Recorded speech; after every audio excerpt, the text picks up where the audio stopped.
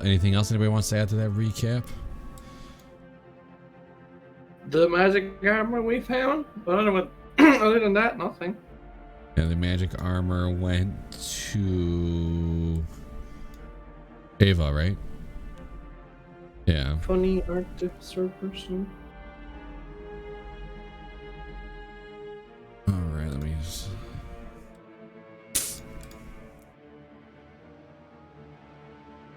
Scroll.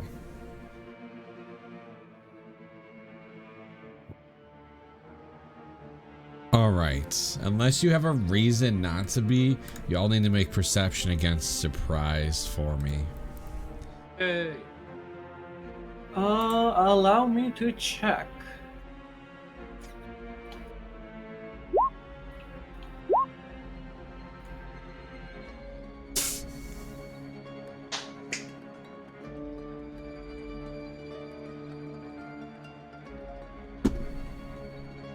I mean, my backstory, but my backstory doesn't fucking matter. Or you guys are really rocking this. I mean, I have danger sense, but that only says advantage on dex saves, so that doesn't do anything. Barbarian at a later level gets an anti-surprise ability. You don't have that yet. Okay. All right, everybody can roll initiative. Ava will be surprised. Tristan's surprised. Cance is surprised. Oh, Tristan's continuing his rolls from last session. Hell yeah! It was just. We got it. Okay, I'm lost in this fucking map. I don't know where my token is. There we go. That took a bit to find. Oh, like a little green man.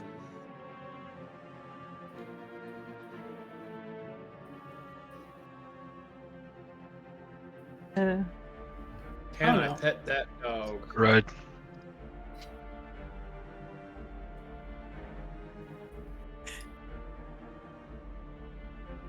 At least in real good initiative. He goes last.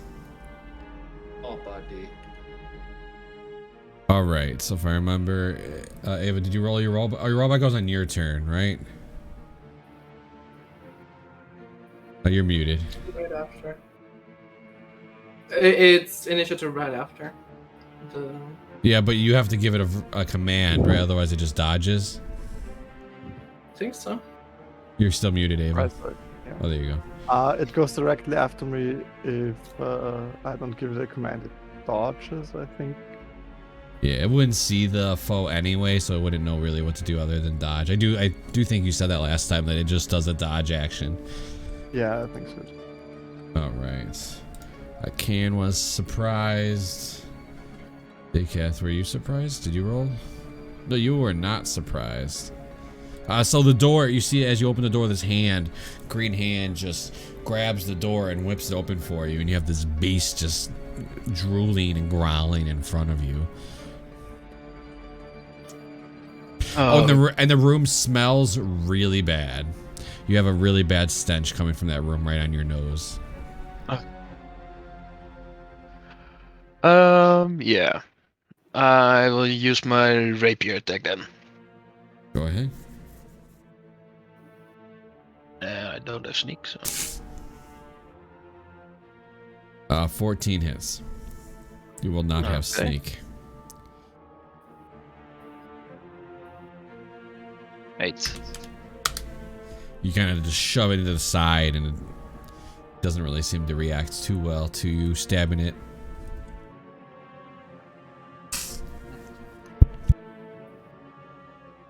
Yeah, I'm going to use my bonus action to disengage. All right, go ahead. Alright. And I can move up above dialect, right? Yes. Okay. I will be standing there. Okay. Tristan, you actually see this, and so does Ken. As the door opens, you're like, "Oh, you're not quick enough to react," as the beast will scare you. Dialect. Alright. Yep. I slam my staff down and cast Toll the Dead as a gong rings out. That is a 20. Oh yeah, that does save. Then nothing happened. Huh. Interesting. I make way for Ken. All And I have my right. Luna, you are up. I can't see shit. What would it be? Relative to everything in the commotion, because I can't see past it. Nope, no, you don't see past. But I would hear the commotion, so where's the commotion coming from? Straight right. Straight right, okay. I'll move up to here. Just kind of all of my movement. And that's, I guess, it. I'm not really knowing on what's going on, so I'm not going to rush into help. I'm just gonna stroll in to see what happens. All right. This beast just starts making its way through its hallway, covered in like now you guys can see as it hits the light, it's covered in blood, and you can tell that the stench isn't coming from it, because as you backed up, the stench was faded a little bit as you backed up away from the room. It will go ahead and make 2 claw attacks at Can. Wait a minute. You are not flesh. It is going to attack Dekath instead. Oh. Ignores you. Alright, Dekath. The first one is a 24 to hit Yep. for 6 slashing. The second one's a 16 to hit Yep. for 9 slashing. As this thing just starts clawing at your chest. You can tell it's trying to rip you apart. It kind of feels like its nails and the tip of its claws are trying to dig into your flesh and rip it out. Okay, so it is really angry. Alright, top initiative, Ava. How loud was the creature? Well, that was pretty loud. Him just completely I would going. have heard that there's something fishy going on. Yeah, that going beast mode on Dekath would have definitely been loud, and him yelling as this thing clawed his chest apart. I'm coming over here. Well, I can't really see. So I'm taking my action to dash. Okay. I'm going over here. I will take my bonus action to try and shove the creature away with my telekinetic feet. So it's strength save? Strength save, yes. 13? Oh, that does not save. I'm gonna push it 5 feet in this direction. All right. And the robot, I think he has 40 feet. 1, 2, 3, 4, 5, 6, 7. So he can go over here Even with the counting that movement through your allies is difficult terrain. Well, he will use his action to dash. Okay. And Okay. move up here, right next to the wounded one. All right. Alright, that's it. Okay. Can, you're up. Take a step over here. And I am gonna hit it with this one. I don't see it, and it is gonna be the Unleashed Melting Coil. Yeah, that hits. Nice. 13. And then follow it up with another one. That hits. Assuming that hits. With a 10. So now that you see this thing wounded and cut, and you can see that as it's getting closer to death, it bulks up. Oh no. And in reaction to hitting a certain point in its somewhere, it gets to make an attack at you for free. Great. It's only a roll though, so it still might miss. It does have advantage. I can take it. Would I get my reaction back by any You chance? would have Or a not- reaction that's if you right. wish, yes. Kind of just like shaken out of that shock state. The metallic sheen over Tristan's hands covers it once again. On the very pinpricks of his fingers, just the barest hint of light shows up as he just kind of does a clockwork motion. As I'm going to use restore balance and cancel out that advantage. All right. Okay. Well, that's pretty interesting, actually. All right, so it's a straight roll. So it was a 19, but with a straight roll, it's an 11. And then that misses. All right. Continue your turn, Can. I kind of don't want to move out of the way, so I'm staying where I'm staying. Okay. Kath, you are up. Again, I will try to use my rapier. All right, go ahead. 23. 23 hits. You do have sneak. Okay. Can is there. All right. So that is enough to kill it, but it gets to make a Constitution saving throw to see if it gets a death. It'll have one last attack at you as it's falling to the ground. This thing is stubborn. That is gonna, so it is gonna take a, basically as you stab it and you can see that it's dying, out of just revenge, it's gonna slash at you, Decath. Okay. See if it hits you though. 16?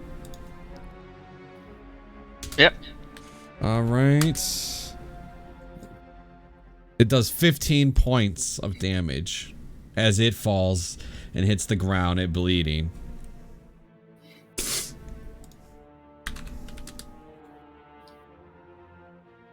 Oh no. Oh no. The beast is slain and it's just gargling on its own just because as it gets stabbed in the throat, and it just licks the flesh off his claw as he then just goes lifeless in the ground. We will stay in turn order here. All right, Tristan, you got anything? Give him a good old medicine check. Oh, you're asking the wrong person for healing here, bud. I think I'm just gonna get a little bit closer to the creature, just kind of confirm death, I don't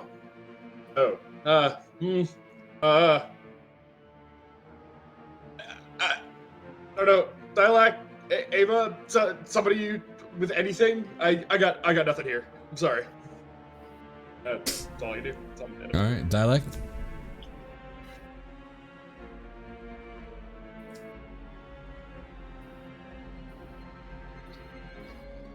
What a pain.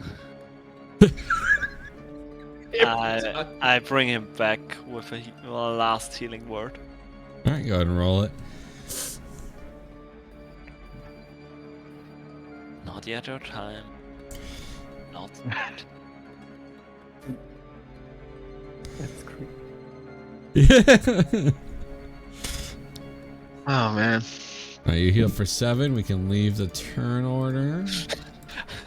I think I used all my first level spells on like healing words.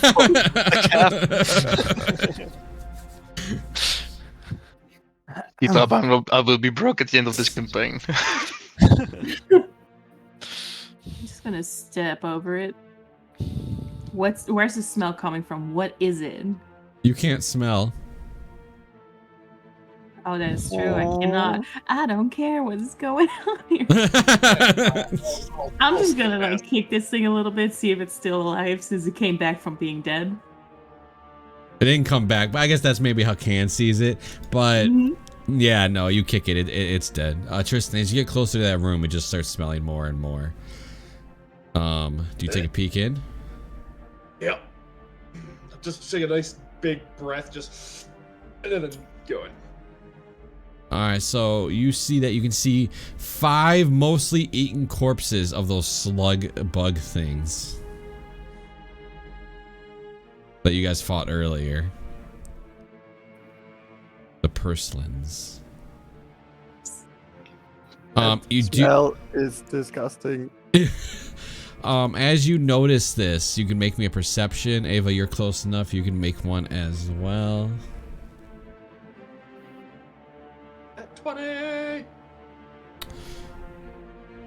You see, Sorry. that's fine. Tristan, you see dozens of marble-sized egg casings.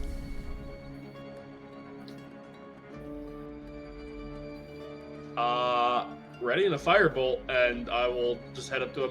Are they already hatched, or are they like? They are hatched. They're egg casings. They are gone. Case. Yeah. Just Like this a little bit. fireball a bit of them. I will say that makes the smell a little worse now that you're burning. Nice. As you're burning some stuff in the room, all the eggs and the slime covered, egg egg remains. Okay with the ship going up in flames.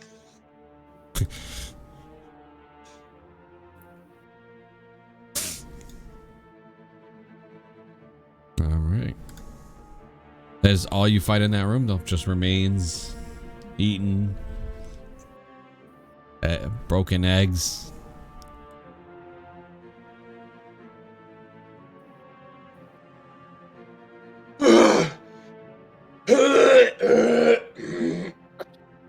It's gross in there.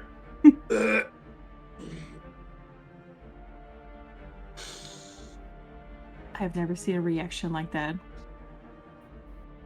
It's Because- not fun. Because it don't have a nose. It smells It looks disgusting. interesting. It's that in this current moment, it's overrated.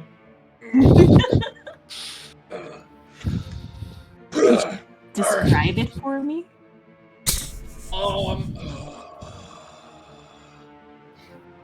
I can really only describe it with other smells, and I feel like it's not going to be super effective. No. You ever? You get It is- feelings like physical feelings? Not really. It is like when your motor oil wants to go outside your body. Oh. Yeah, I've had that happen before. On both ends. Unpleasant. Do you also have motor oil inside of you? Or is it something else? My robot has motor oil. Oh. Oh. The idea just brings back the memories of that one machine that constantly leaks oil and just trying to put it back in the.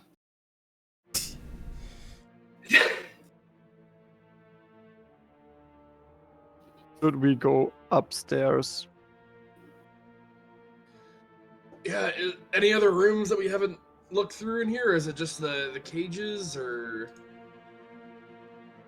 I will mention just for you that you are comfortable that you definitely finished exploring this part of the ship. This is the bottom level, right? Yes, yes, you are in the bottom. We pretty much cleared this place.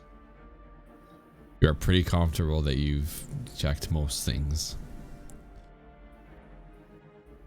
Most things.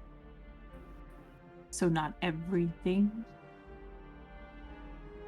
I'm not gonna, Oh, I very never sad. A lot of never stuff on say fire. everything. Where do these stairs lead to? Back to the battle deck. But that is not where we came from, right? It is what it will lead you. Yeah, it will lead you to where you came from. Okay.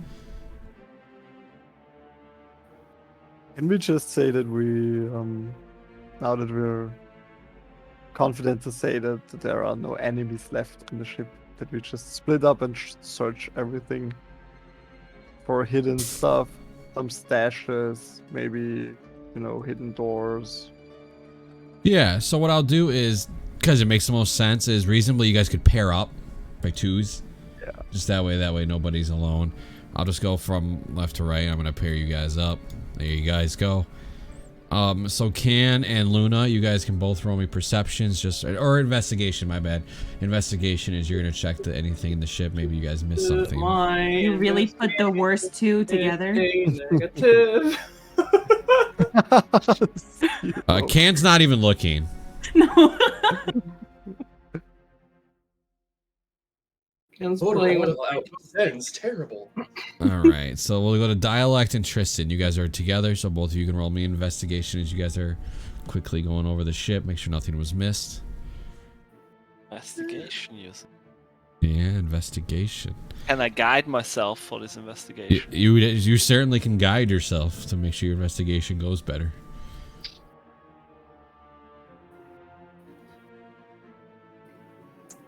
Investigation.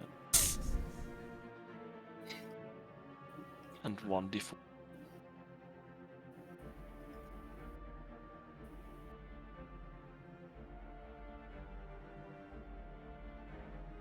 $16. All right, I'll come back to you two. Ava and Decath, go ahead and roll me investigation as well, because you two are going around together. All right. So Dialect, your group had a possibility of finding. You find a remote. It's like a weird looking. It's got 4 buttons on it, all different colors. There's a red, yellow, blue, and green. No other symbols, just like a weird device with 4 buttons on it. Oh.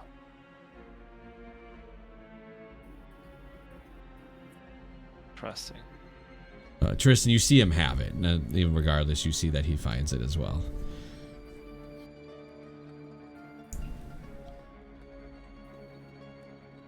I'm of the understanding that he probably knows more about space shit than I do, so I'm not gonna question about it.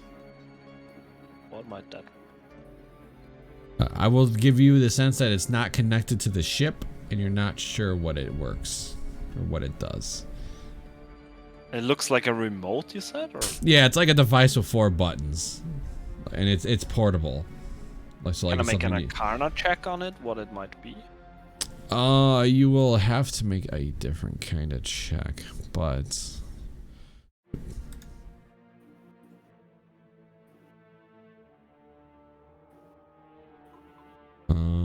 yeah, you know what? I'll let you do an Arcana.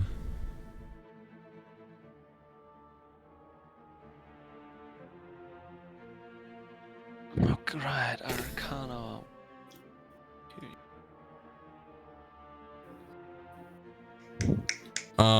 So regardless of what you rolled, you will get some information, but some will still, it is more of a mechanical aspect than it is a magical.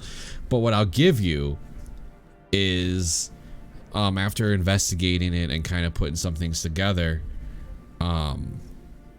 This thing is like, it looks like something to activate some sort of beacon or picture or art. Or a picture. It's a fucking TV remote. Or like a little holograph projector. Okay. I guess I show it to the others.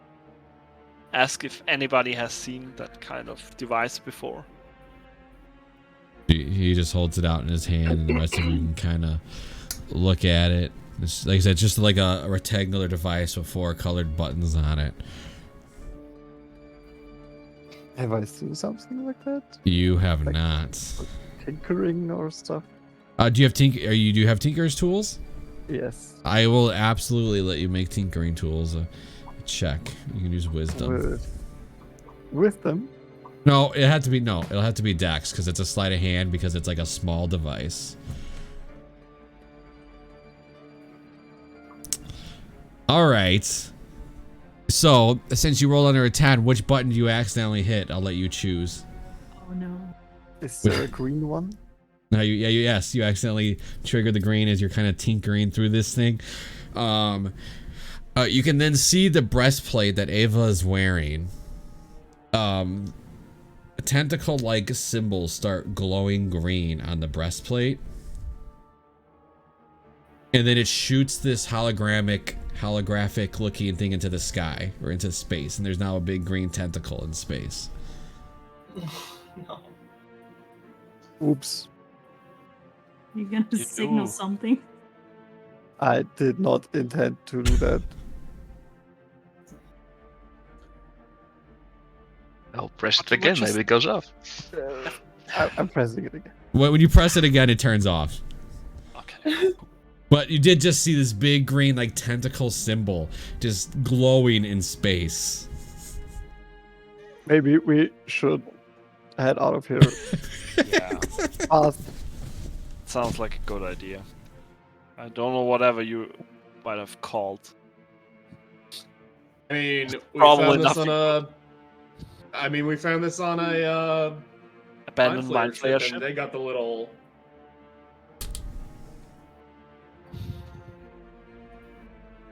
Well, they definitely got some tentacles. So yeah. What if it's gonna send in some more nautiloids? Well, Well, we don't we're not want Even gonna more wait reason to around get the and fuck find out. out, right? run. Run. So you guys Hurry quickly, back to- obviously, are gonna hurry back to your own ship. Yeah. Yes. All right. So you guys, obviously, there's the rope. No, you guys took the boat, right? You guys took like a rowing boat. Yeah, you guys take that right back to your ship. It's not far. It's literally, you can take the rowboat there in minutes.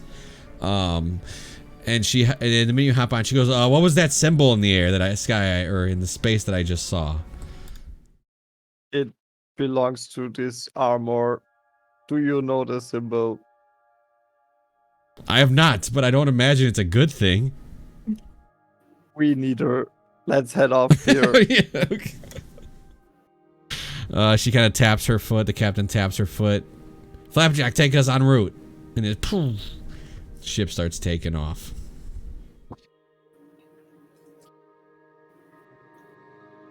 I'm gonna go and sleep. I need to find my my charging port.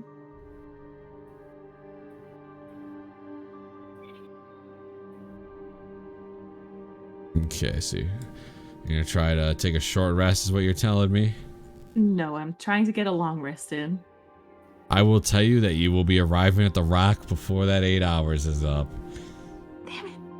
Can't we just I rest? need a there? rest, dude. Can't we Don't we just all? wait there? Wait right next to the Nautiloid ship? Or you mean at No, the... I mean when the ship docks at the rock. I imagine they Can't have we just taverns. rest on the ship, or is the captain just leaving immediately after offloading the like refugees? Knowing her.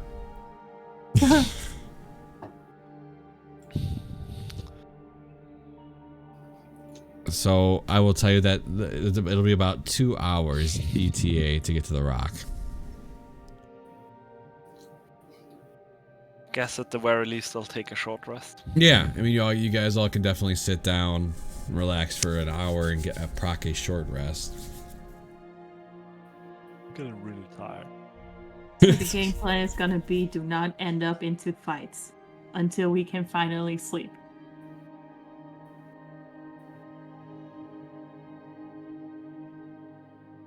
The captain will look over to Can. Sleep. Do you even dream? What's dream?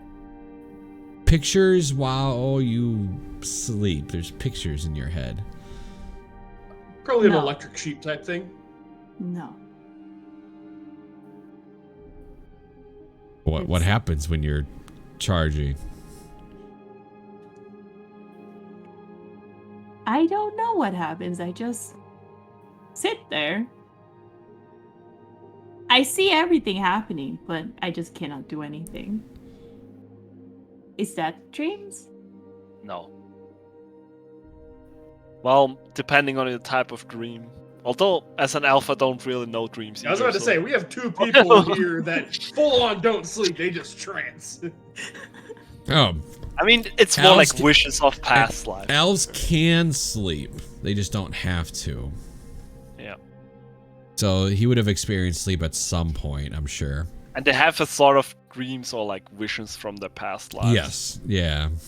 But it's different than most other sentient species experience. Because we're special. No, I'm sorry. So is that dreams? I guess it could be. I mean, and maybe it's dreams to you. You know, that's what you see as you rest.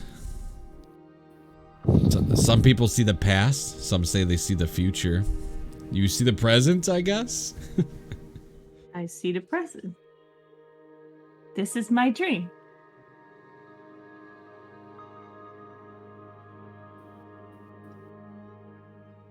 Who made you? I don't know. But whoever it is, I hope I fight them. Although it's been over 200 years, so I'm not sure.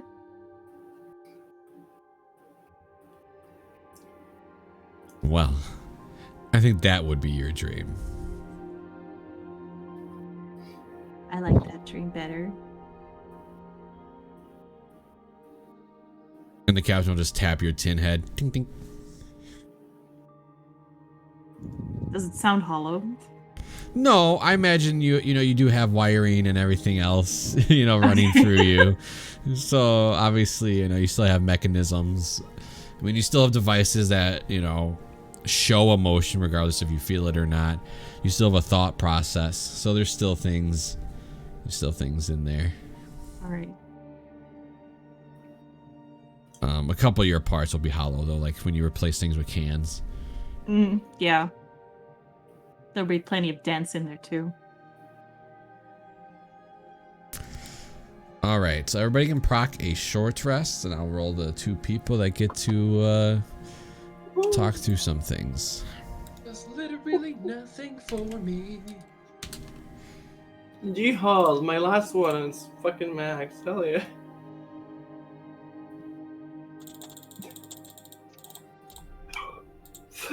Nice. So as you guys are kind of sitting down, each of you get your own little duty, whatever the case is. You're resting.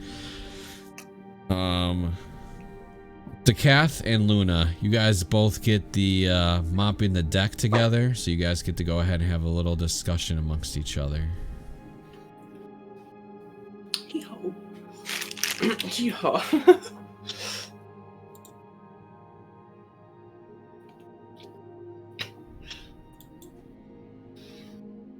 The not very talkative one and the one that effectively just goes bloop. Yep. How nice. I'm just gonna try something. Can you understand me? I'm pretty sure I know the common, yes. Okay. I have never encountered your kind, so Well, we're not that uncommon. We keep to ourselves, but I'm sure there's a lot more like me. maybe well, let's just say that I haven't seen or even met one of you, so That is sort of weird. With our traditions, you'd expect a lot of us to actually have been around and known. okay. But have you shrunken? A bit. I thought you were bigger last time I saw you, before you jumped the ship. Just about 50% bigger. Yes. Where's the rest? In the ship. You can do that? Well, That's I got awesome. caught. But still, do you control it, or is it just I mean, you've seen me lying there? split in two. You have seen me split into two. I cannot do it at the moment, even as a demonstration, because that is a thing that I only get back, I think, on long rests.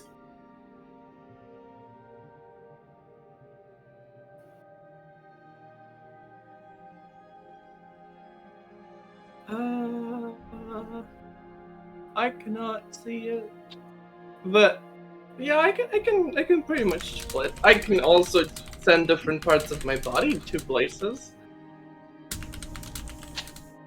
Wow. I wish I It's could do handy that. when I don't want to get out of bed.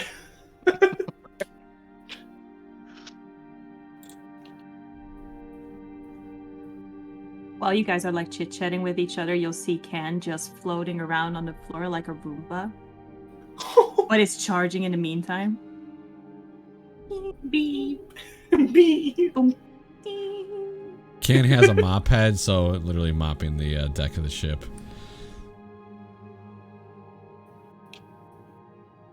It's actually adorable. I cannot see where the hell my Do you do like a Roomba? When you hit the wall, you stop, you turn to the right. You hit the other side of the wall, you stop, you turn right more. Yes. Yeah.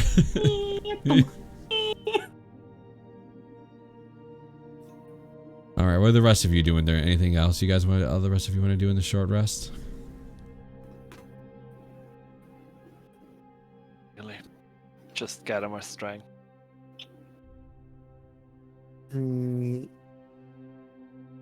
How hurt does Can look? Got maybe a little dent, that's it. Okay.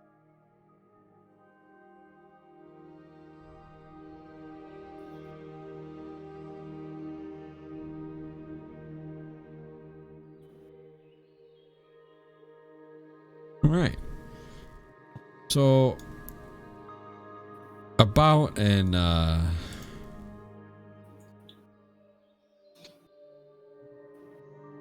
let me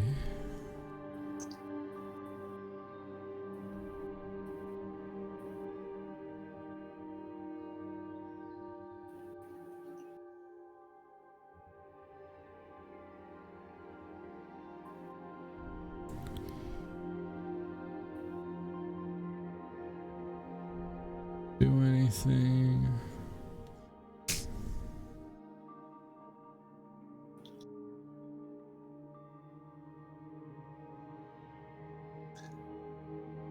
I will say that Tristan is probably like off by himself, just kind of like trying to manipulate his magic in such a way, like trying to work on new spells for himself. Very situational spells that would happen in case people get separated in space again, or Okay. like super fast. Like he's just working on like, okay, need to prevent that again. So he's just working on trying out some new magics and seeing what he's very tight. He's so low on magic, but he's just kind of like manipulating his inner forces. Yeah, and the rest of you are kind of just looking around the space as the ship is just kind of traveling through this wild space. As the Roomba slows down and you get off and get back to your normal self, you kind of like look off the ship and you see something. What do I see? Just as you're looking over the ship, you see a dark shape gliding across the face of a nearby asteroid. It is another ship. The new arrival resembles a giant spider, complete with long, delicate legs and web-like riggings. Starlight gleams off its metallic hull as it creeps silently towards your vessel. A night spider, shouts the captain. Get ready.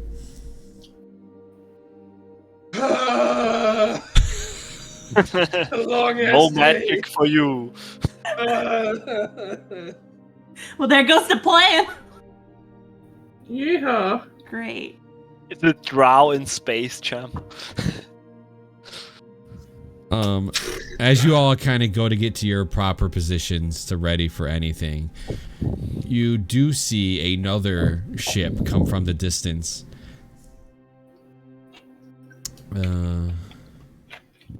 And you can see this other ship kind of come from the distance, and this thing is decked. You can see 5 cannons on the top. You see 2 ballistas on the front, 2 ballistas on the back. It's an actual warship. And as this comes into distance, you can see the night spider ship drift, just completely hit all its speed and fly in the opposite direction as you two. Captain Startail goes, "We have arrived." And off in this distance, you see this giant asteroid where this warship came out from behind, and it looks like there's civilization on top. It looks like you see little bits of lights and this giant, massive, looks like city, as your ship starts making its way towards this, escorted by the ship that just scared the spider ship away. I want a ship like that.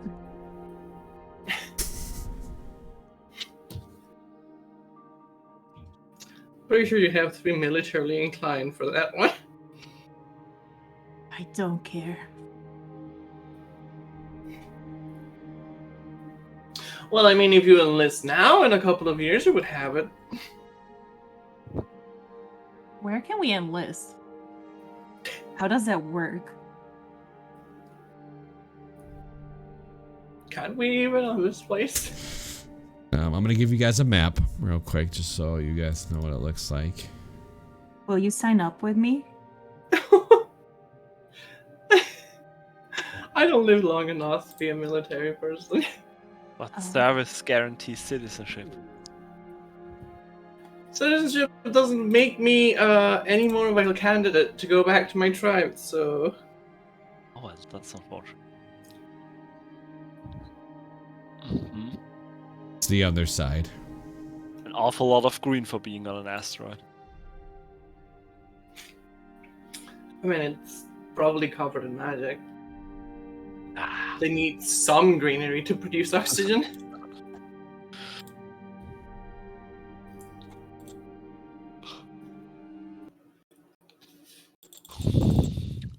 There we go. Jesus Christ, that was a hiccup enough.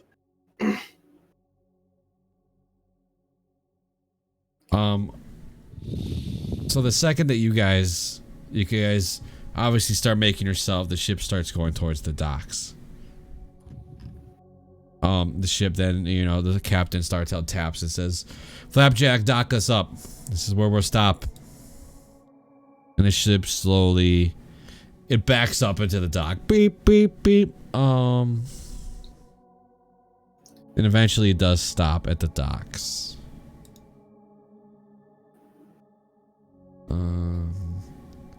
The Captain Starfell kind of like looks down and lets everybody else know, all these hundreds of people that were managed to slip onto her ship from the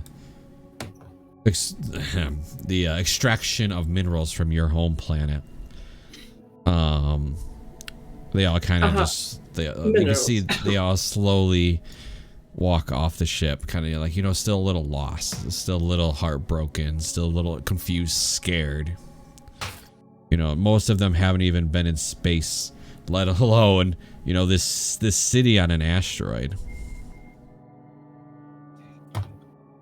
You know, as they all walk off this ship, you know, some, you know, women holding their children, you know, some of them crying, missing their families. They all kind of walk onto this asteroid. Captain Starfelt kind of approaches you guys. Goes, Sally, this is where we will part our ways. But I suggest that you seek out Commodore Crux. As I promised, I had somebody that may possibly lead you, as well as Ava with the Resistance. This is the man you'll be looking for. He is a gift. I suggest that he's the one that you look to find. Can I give Flapjack a hug before I leave? Yeah, you can hug him. Okay. I will run to the wherever he is, the pilot thing. Yeah, you give him a hug, and his little hat kind of like hits a little corner. Like you move it on his head a little bit, and now it's like more slanted on his head. Captain Startel goes, "Welcome to the Rock.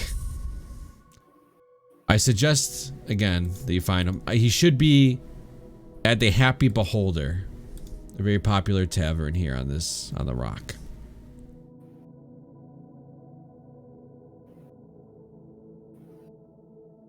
And she does like a very slight bow and tips her hat slightly.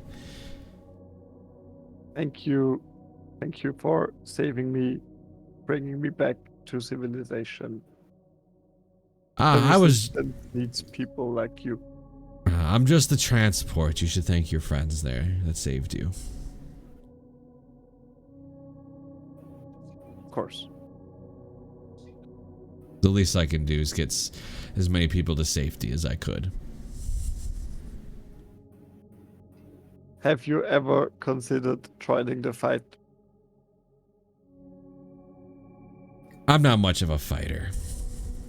I'm not one to step in the ways of things.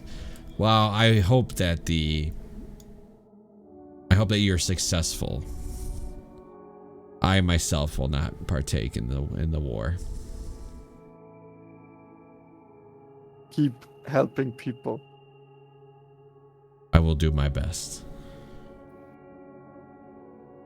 There you We go, will Slapjack. do the rest. Time to get a drink.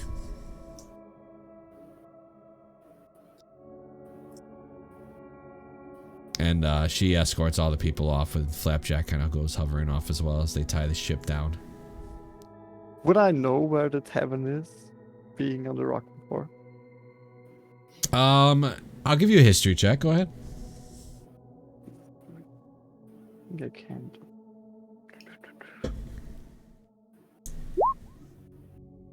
Yeah, you know where the Happy Beholder is. I'll even put it on the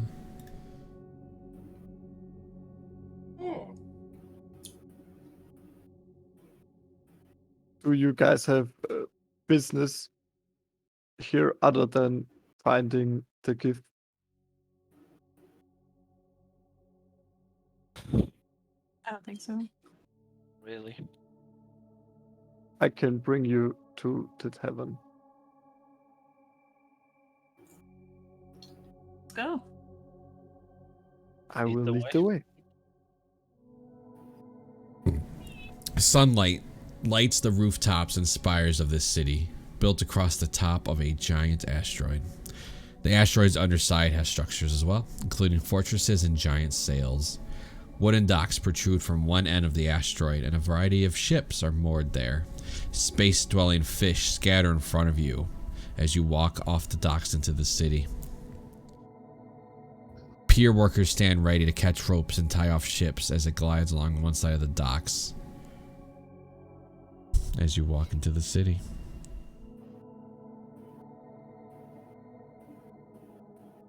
All right. Keep your purses close. That's actually a good recommendation because I will give you a little bit of history about this, Ava. The citizens, they protect the city themselves. There's really no law enforcement. The only time that law enforcement ever gets pulled in is if it's a major crime, like, you know, setting a building on fire. Stuff that affects the rock rather than the people. So citizens govern themselves. You know, somebody goes and steals something, somebody cuts his hand off. It's all normal here that, you know, if you're a bad person, the city will take care of it. There's many guilds, very many thieves guilds, etc. of the sorts. You know, each guild has a certain amount of power based on members, the typical as you would expect it. You know, most taverns hire their own muscle. Merchants have all trained eyes to, you know, to prevent shopkeeping. Like, everybody here understands that their own responsibility is just to keep out for themselves. The law isn't going to come and interfere unless you do something really drastic.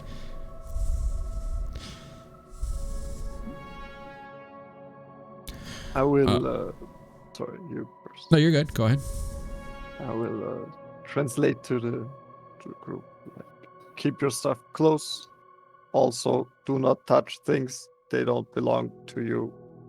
There is a lot of good people here, but also a lot of scum.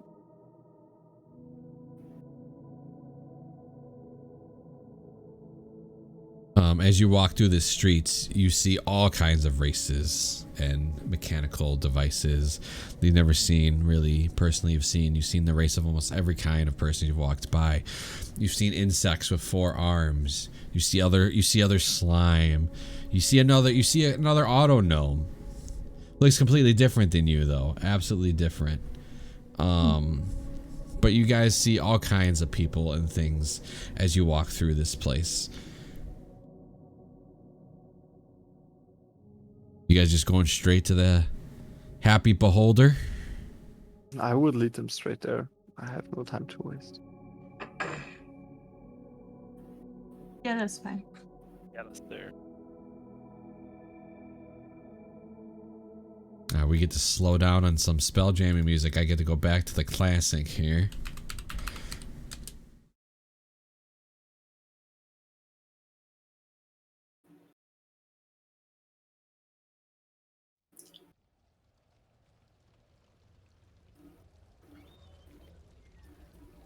All right. So you guys managed to make your way quickly as she knows the way the way to get there. You guys quickly get to it without a problem. And you guys kind of just slip right on inside. You see a large cervical creature with eye stalks and a watchful central eye tends to the bar in this establishment. Filling one side of a table meant for 6 is a broad-chested, hippo-headed man with a green parrot perched on one shoulder.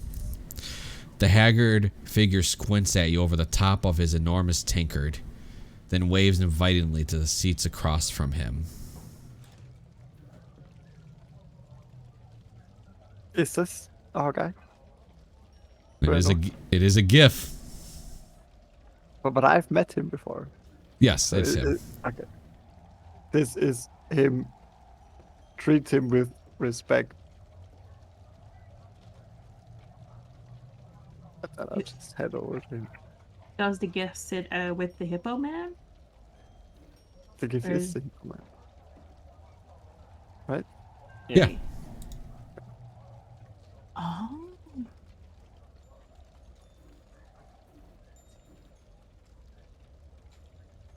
By the way, I love that the parrot has an eye patch.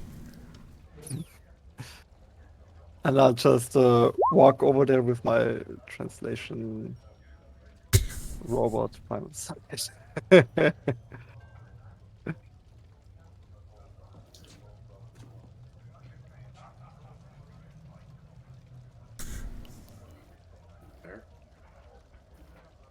So you guys all kind of like take a seat, obviously. I try to sit extra close to the parrot. So you sit next to him. Because the parrot's on his shoulder.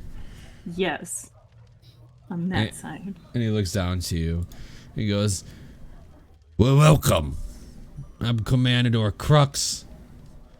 Welcome to the Happy Beholder. Best tavern in the area. Crux, you old pirate. How long has it been? Do you remember me?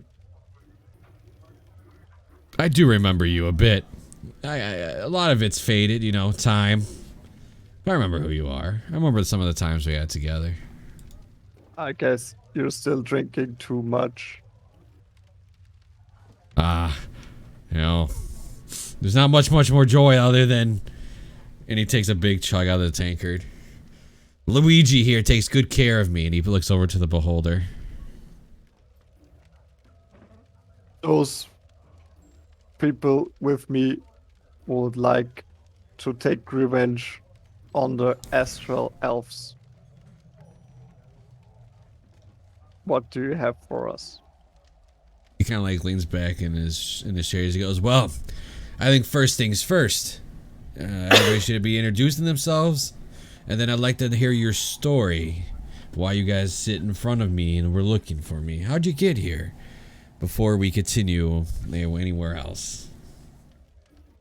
Oh, you always talking. There was a time where we were acting fast and efficient. The glory days are behind us, my friend. Well, you guys introduce yourselves. I go talk to Luigi, getting us drinks. Hi, the name is Canela Thesaurus Belny. I am here because Luna next to me, yeah, she was too interesting to let go, and I just wanted to know a new adventure. But I also have a question. Who is it that is on your shoulder? Because I want to pet him or her. Well, he kind of like looks over. Well, this here, I actually don't know the name, but it's not mine. Did you get it? It's Luigi's. I need to ask Luigi who this is. You absolutely can pet him. And I like your tale of traveling with Luna here.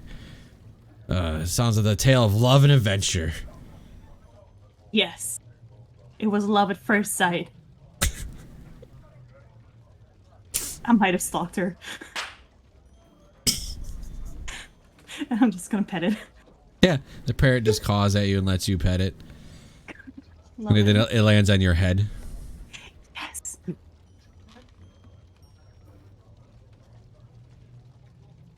he looks around at the rest of you at the table. Crux does. The rest of you?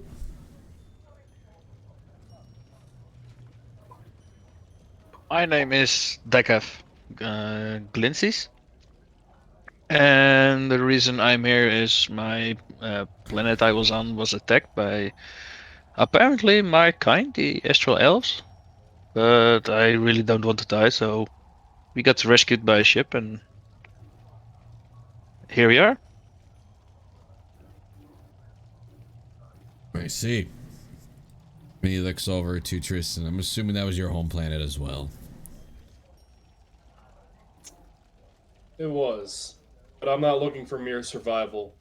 I'm looking for a way to stop this. He smiles. Wonderful.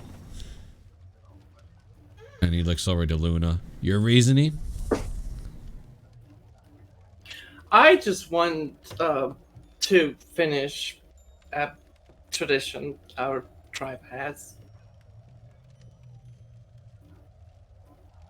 And that is?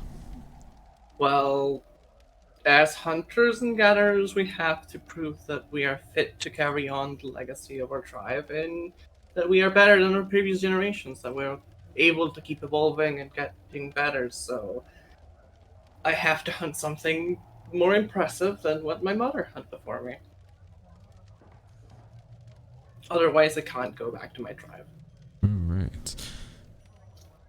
He completely skips talking a dialect. Unless dialect you decide to speak up. Well, I give him maybe a couple of seconds, and then I'll say, and I'm Dalek, judging from your behavior, I guess you have an idea to my former history. I can tell by what you're wearing.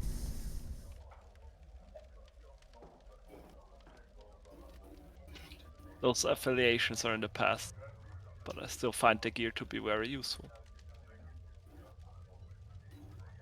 Ava, it'll be for the whole table to get a tankard. It'll just be 1 gold piece. Scratch it off Okay. and bring the tankard. I guess Robot is carrying the tankard. Okay. like a tray with all the tankards on it. Yeah. Okay. And when I come back as kind of dialect and the gift are arguing, I will say he is on our side now. We can trust them. Kind of just nods to you and he goes, so tell me everything. You guys go ahead and you don't have to if you don't want to. You guys can just tell me if you want to keep anything out or you guys want to just tell him everything. I would tell him everything from the part I was there. Okay. If nobody stops me, I would tell him literally my whole life story and everything that happened. Yeah. Also, if nobody wants to intervene, but I would start with breaking free while being captured on the Moth ship. Okay. Trying to bring peace and justice to the galaxy. All right. Can, since you brought it up, how about you start talking about your life story? All right. Let me. Since you said you were going to tell him your life story and up to it, so go ahead. Thank you. Okay.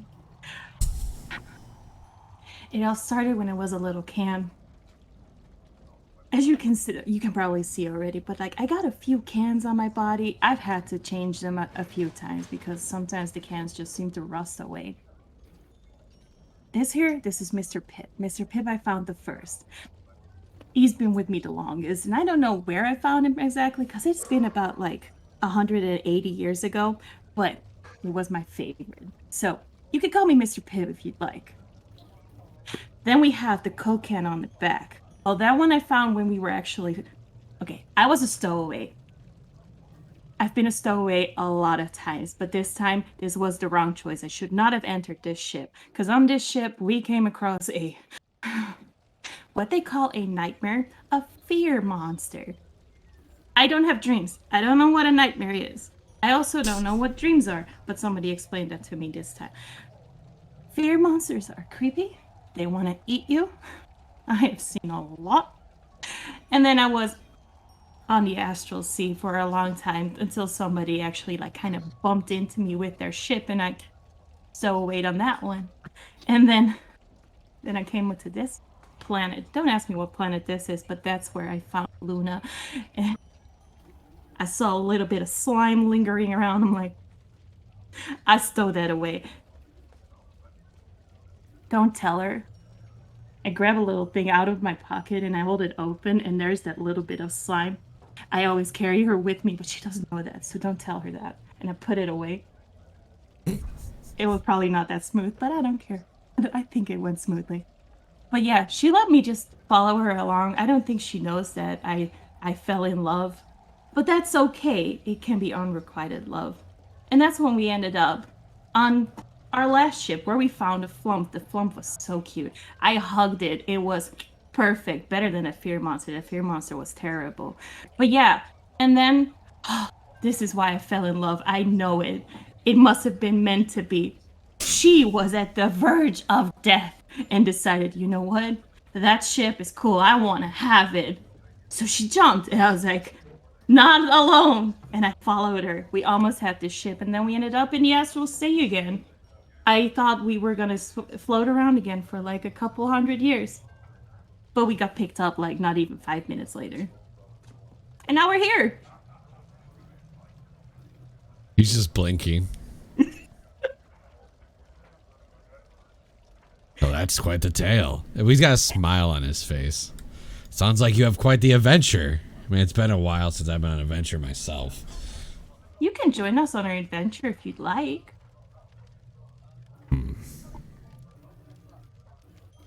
They're always more fun to have.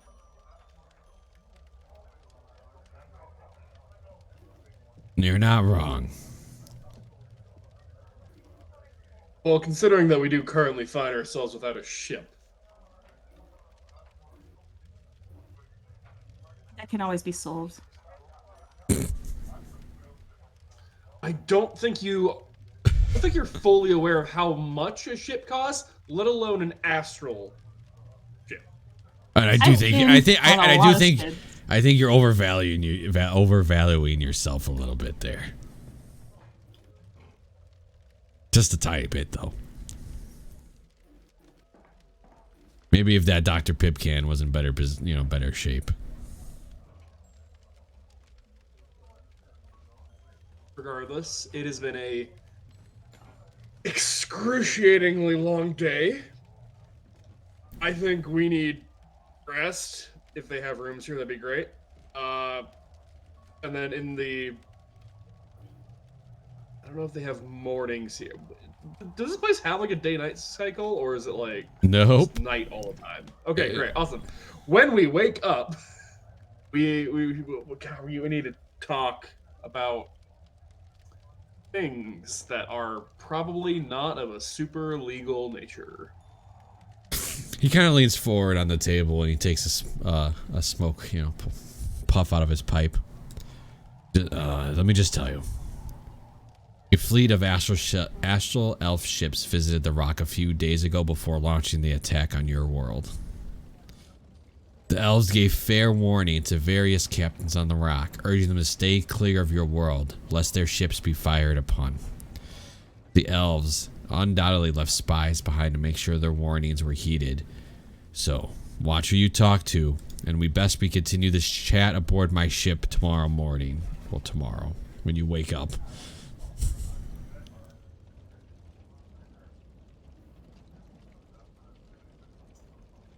And he takes a swig out of his tankard. But there's rooms to stay here. So that we can find it? Yeah, he'll give you directions where his ship is docked and which one is his. Because you just go to the docks. I'll find you anyway.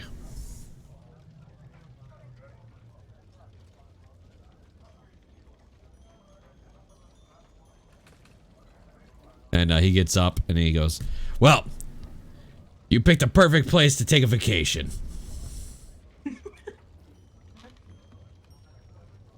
Ava, nice to see you.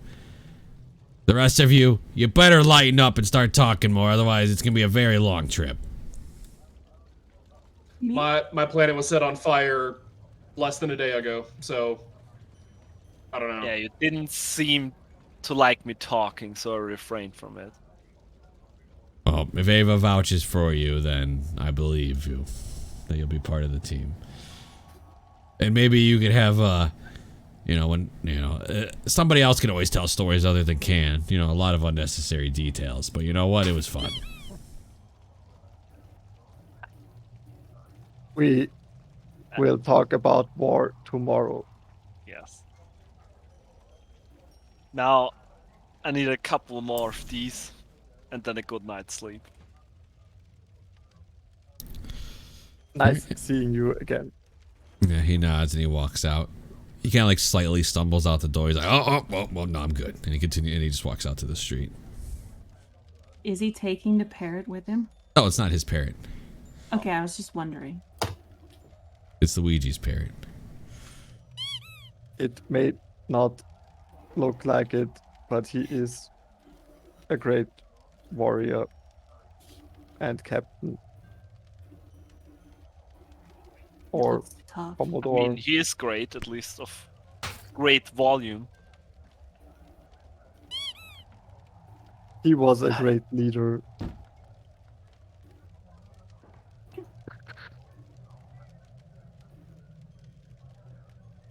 You will get used to him. Do know that the last time you worked with him was quite a bit ago, but just so you know, it was a long time ago.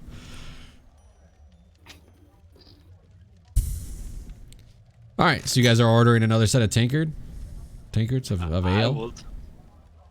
Yeah, sure. Yeah, so 1 gold for the table. Oh man, I do not have a lot of gold. I put down 1 gold. I already did. I already Oh. like struck 1 gold from a Well, character. you both put 1 down. Each of you is gonna get 2 tankards. Nice. Okay, great. Yep.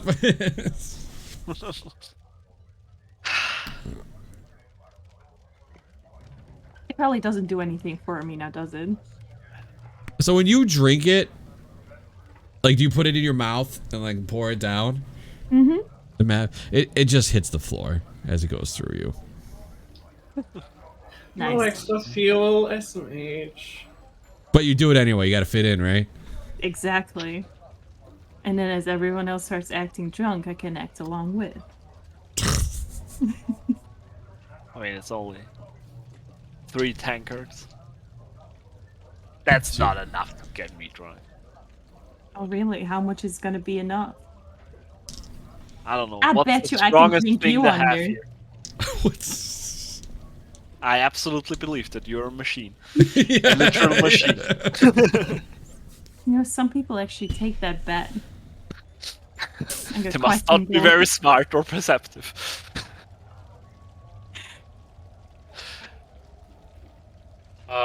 As the just like armfuls of drinks hit the table, just like, oh, fuck it. I'm gonna head over to.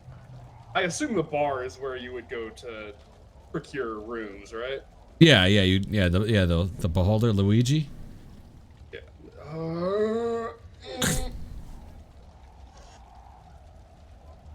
Hi. Hi. Welcome to my tavern. What can I get you? And all the eyes are looking at you. Oh god. All right. A couple of rooms if you have them. That'd be great. Yes, I have 4 rooms. How many beds per? 2 beds per room.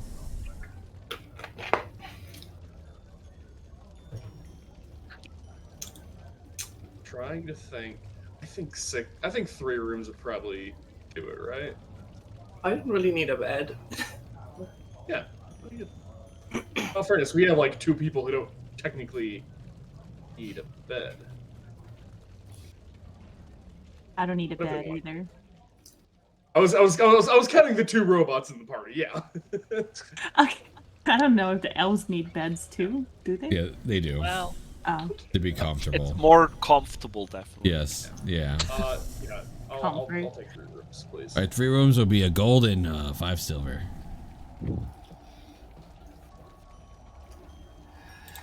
Gold. That sounds expensive. You got it, Tristan? You paying? Yeah, I got the rooms. All right. Yeah, he hands you room keys. Oh, the room keys just flow towards you. Hey, you got room 1, 4, and 6. Fantastic. Thank you, sir. All right.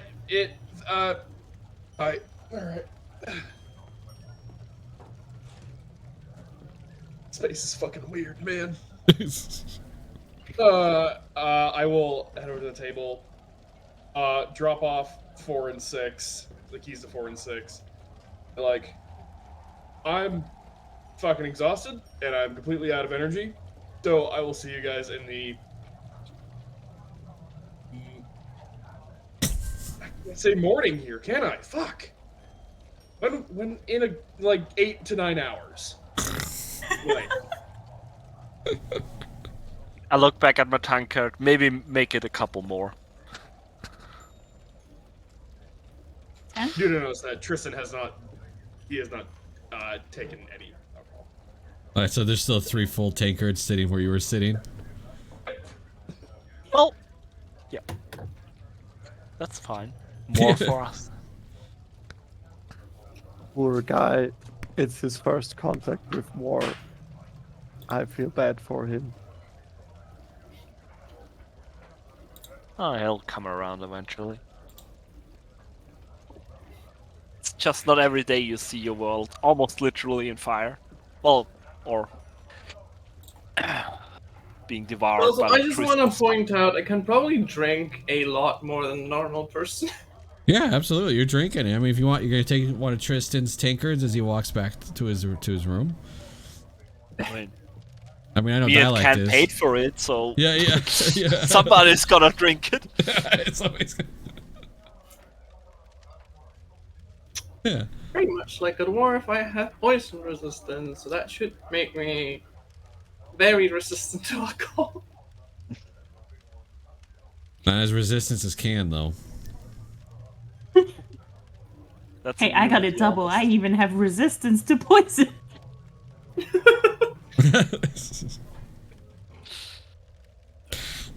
Okay, so yeah, you guys, anything you guys talk about? Is you guys are just kind of pounding back tankard? I mean, obviously you mentioned war, which is a pretty sensitive topic right now. Yeah. Yes, Gabe, have you been in a war? Or are you currently in a war? Is there currently a war? I generally don't know. Champ, is there currently a war? I mean, you could say it's a war, but it's a very one-sided war. Yeah. You So, know, but it's- I would perceive it as war, right? Yeah, Because you know, they in reality, it's little skirmishes that you guys, the resistance will do here and there, but really, you're not really putting up a fight. There's really no war. The Astro Elves don't even see it as war. They just see it as an annoyance, like, bug. I was about to say, it's, Well, it's a then I bunch of little will- people just throwing rocks at the walls, being like, "We're at war with you." Be like, "What are those peasants doing?" You know, Then, you guys are annoying, and you do little skirmishes, or maybe you take a cargo ship every now and then, and it's not like it fully impacting them, but you're annoying. Then I will answer, and you can see that my sign language is getting a little bit faster and not that clear as before. But the robot is still speaking plainly, and he will say, "We never stop fighting versus those bastards, Like that. but it's not a fair fight. We are only so few, and they have a lot of ships and firepower. How does So- one join your crew? Well, you already joined. Oh, cool. Everyone fighting those elves is part of the resistance. Oh yeah, we fought them. Okay. Why did you decide to join the resistance? Only for the simplest reason. I want to bring peace and justice through the galaxy.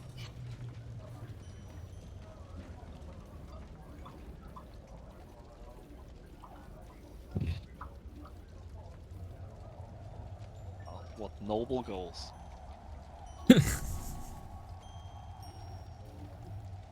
How long has this war been going on? I don't think you can measure it in time. I was gonna considering say, well before that any of you would even know when it. Nobody really knows where it even started. It just did. Everybody's always known it, right? It's just nobody knows the start. It's just always been there. there is no passage of time in the Astral Sea. Yeah, it's just been there. Since The the Astrals, beginning of time. Yeah, the Astro Elves have always been taking what they believe is theirs, no matter what. Assholes. Elves usually are.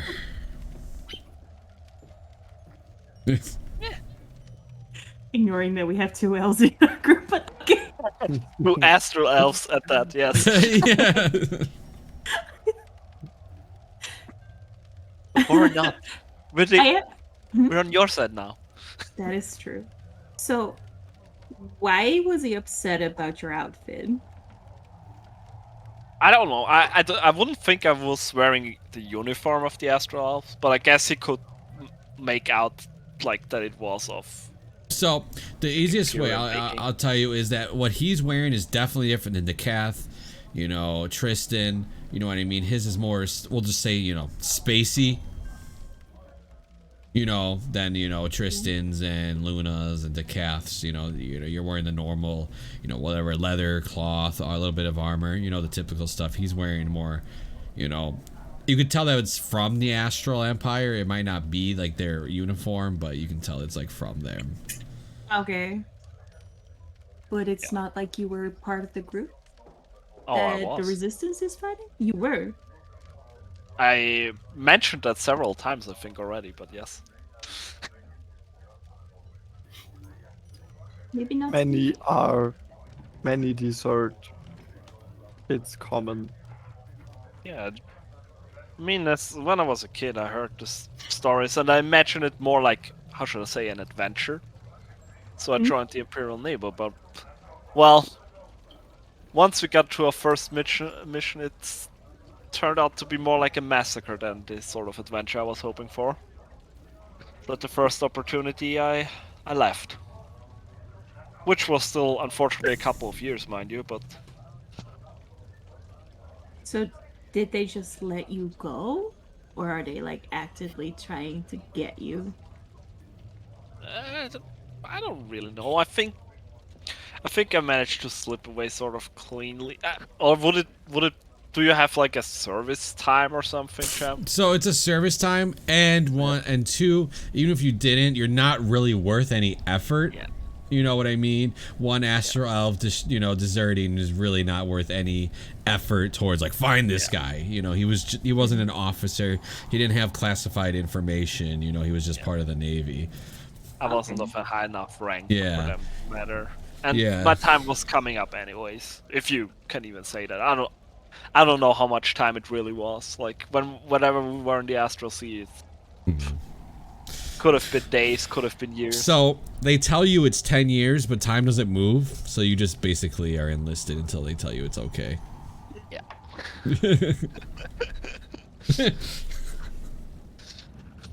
I look towards Daketh. I'm like, so you're not part of that. So what are you? To be honest, I did not know that my people were that evil. Or our kind. Yeah. Well, I guess he might be from one of the colonies. As I told you, time doesn't really pass in the Astral Sea, so we have to found colonies on several planets to actually procreate and, how should I say, grow new soldiers. Yeah, but I'm not any part of any colony anymore. Yeah, no, I'm just saying you might have been once, or your parents were. Probably, but I kind of pissed mine off.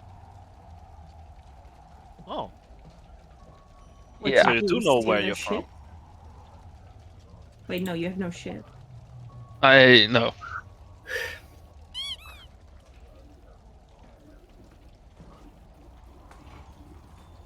Yeah, I'm just gonna tell you,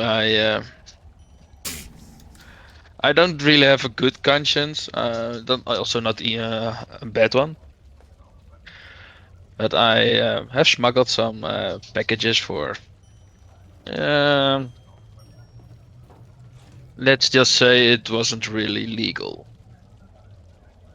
Sadly, I was caught, and apparently one of those were a holy symbol of my people, my tribe, colony.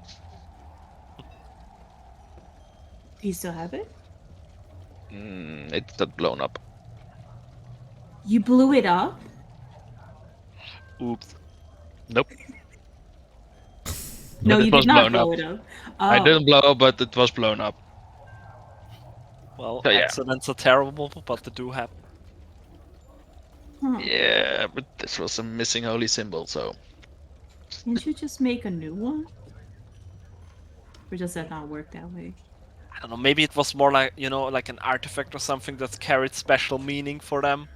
Like, just making the same item wouldn't probably be... The same. Yes. Okay. Yeah. So now you're here. Wow. Everyone gets kicked out of their tribe. Or leaves. I mean, not Ava. It's just her tribe has been steadily disintegrating for years, so... Sorry. but you're not kicked out. That's a plus, right? I Something. will lead the resistance at some day. Or you will. But you'll But only who's lead the it current when- leader? Or is there a current leader if you don't wanna like? We are scattered. Yes, exactly. Okay. I try to unite.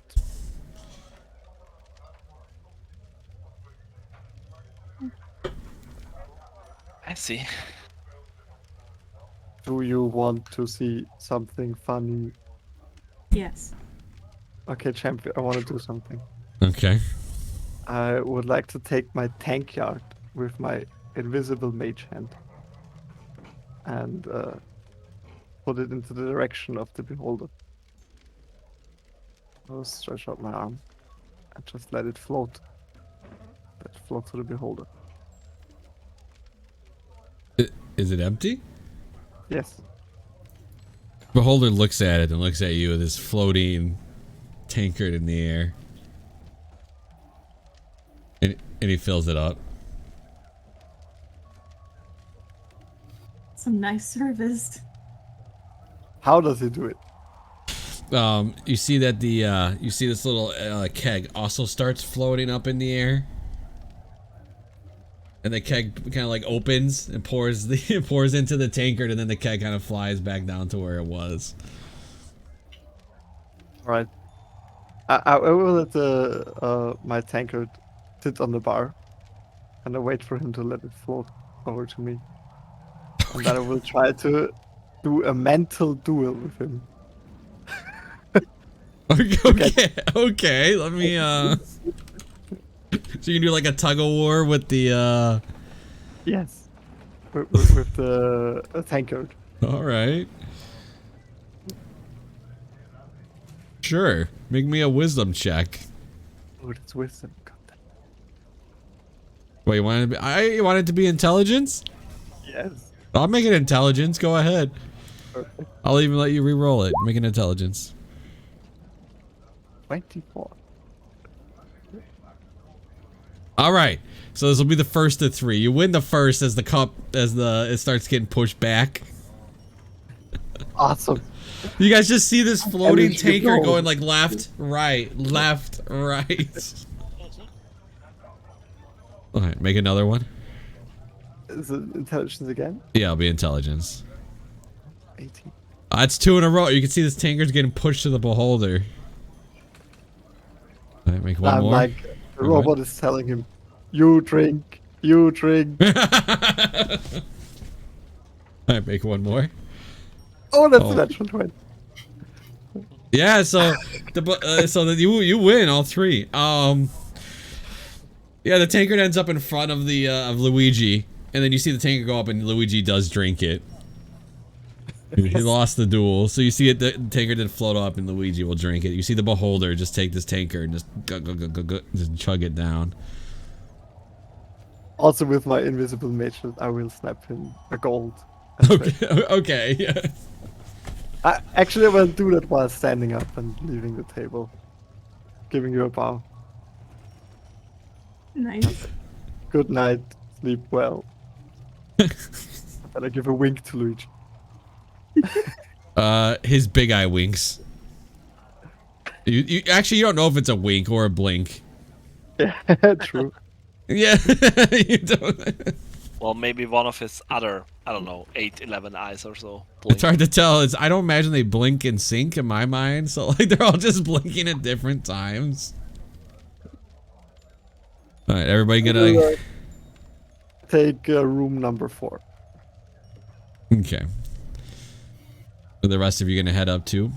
After Yeah, I drinking need the to rest. charge. What room are you going in?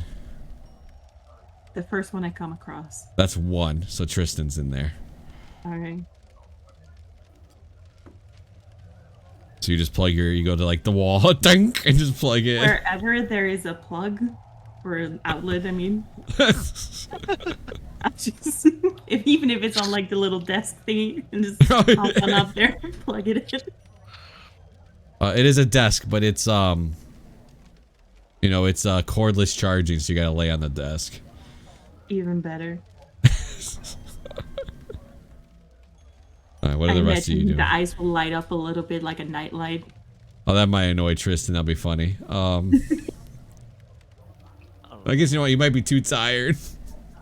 I'm already out. Yes, yeah. You just hop up on the desk. He's already passed out in the bed. All right, the rest of you heading up too? Yeah. Slowly but surely. But first, I wanna ask Luigi for the most exotic drink he has. Like, not necessarily the best stuff, just the weirdest stuff he has. Okay. Yeah, he'll look over to you and be like, "It's expensive. I call it the magical brew." How expensive? It's 2 gold pieces just for 1 tankard. Magical brew, you say? Well, Yes.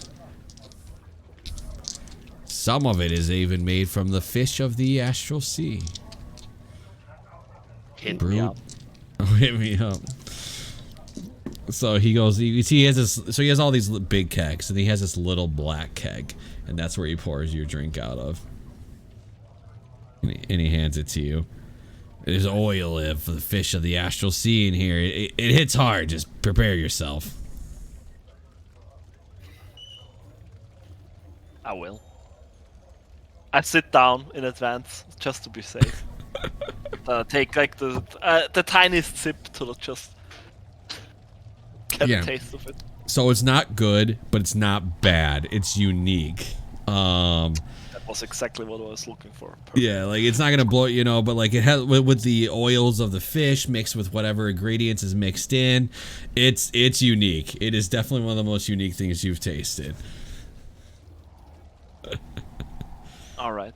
After sipping it for like a couple of minutes, I chug it and try to like reach the bed before the alcohol really hits. All right, make me a Constitution saving throw on the way up as you're like you're going up. All I'm hearing is fish-based alcohol. I'm just like, ugh. Astral fish. Astrofish, yeah. Yeah. The fish should swim among the stars. How Okay. bad can it be?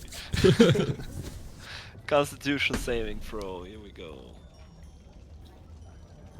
Oh yeah, you're good. I It's know still- my strange liquors. Yeah, it's kicking in, but you do manage to get to your room, and settle down and lay down before like it hits you. Which room do you go in? I don't know. I would. Mini, move. The middle one. 4. I have no. Okay. You're going into room 4. That leaves Luna and Decath for room 7. You're already bonded in the short dress. Yeah. Yeah. All right. So what we'll do here is everybody settles in, and everybody will proc a long rest, but do not do that quite yet. Why? We're gonna take a quick break, and everybody can level up. Oh, okay. I was just gonna say, just give us.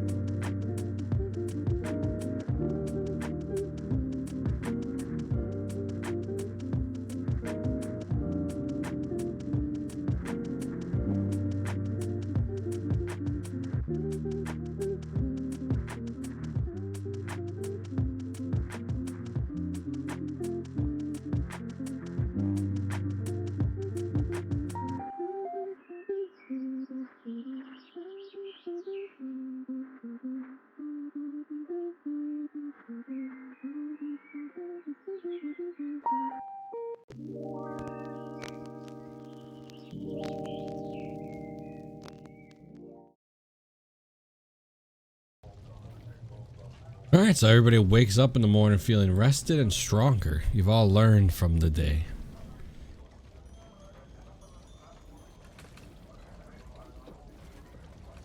So it was a very long and arduous day. No, it really was. It really was. The day started off waking up on your home planet, being sucked, its life drained, and you ended up on fighting an astral elf ship, and then you ended up on a nautiloid, and then you ended up on an asteroid. Quite Lovely. the day. With fights all in between that.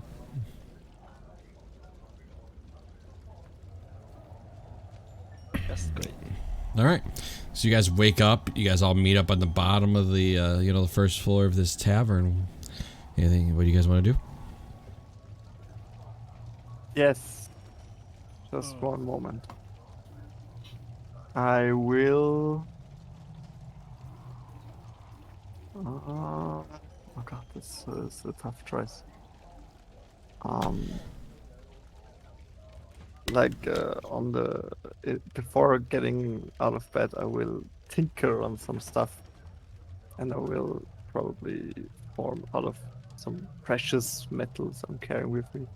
I will form a ring, which Okay, so Dialect actually gets to see this, so that'll be. Oh damn! Yeah, yeah. Not for you, sorry, buddy. It kind of looks like a strange copper pipe thingy with some wiring around it. I say, well, Robot is. I'm just looking very impressed with myself. And Robot is saying, this will do the trick. What are you doing there exactly? It is a ring that can store magical power. Impressive. Sounds quite useful. I think I will give it to Tristan. He certainly needs it. He seems to have a knack for running out of magic.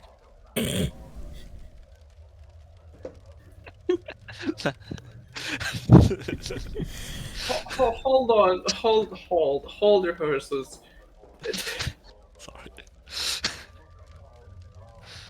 What is this exactly? Oh, you're Before not. we go- You're Yeah, not you know. there. It's a ring of spell storing. I'm assuming it's a ring of spell storing. That's my guess. It's a spell refueling ring. Are we that high level? Oh, because Roll20 said I can do it. Wait a second, maybe I can't do it. I thought it was pretty overpowered. Yeah, it is extremely overpowered. The ring of spell refueling is like It's that 6th level artificer. Really? Where do I see when I can learn? I'm looking at the infusions. Hold on. Fusion? Where? I Oh, thought where's my Roll20 titles? would know that, but maybe not. Well, it probably does. I mean, Oh, they actually did change it. It used to be 11. It's now 6th. well, there you go. This would have been so good during the fucking Dragon's campaign, Yeah, and I'm actually upset at that. Uh, I also, didn't get like- this shit until we fought time. So it'll give Tristan a whole extra third to second or first level spell slot. Yeah. It's pretty nice. But Yeah. on the other side, I mean, that's Artificer, right? That's all you're gonna do is handing out magic items. Also, if you're interested, Dialect, your character portrait shows like a staff. Are you Yes. actually casting with a staff? Or are you carrying one? Well, I don't know. Like, I'm using it in my description, but I don't think I can actually use it as a like arcane focus. But like I'm asking is, what would your spell focus look like? No idea what a druidic. I would like to use it, but I don't know what like it. Maybe a symbol or something. I guess It can be Or on the can I- end of the quarterstaff. You know, it can just Yeah, be something at the probably end. like- Yeah, at the end of the staff that you have. If I recall correctly, Star Oh, wait. Druids get a special type of Yeah, well, is it druidic my abilities map? where it's Is like a it my star map? map or something. Yeah. Is it my focus? Or yeah, it might be my focus Yeah. too. Okay, so you're having the star map. Would you Yeah. allow me to tinker with the star map for a little bit? Why? You see, I feel like you are missing some constellations in your map. I could add them. Horribly offended, but sure, if it's helpful, I'll allow you to take a look at it. All right. Bring And I this ring take off to my Tristan. monocle. I need time. How much time? Maybe 1 hour. It takes at the end of the long rest I can do it, but I'll just say.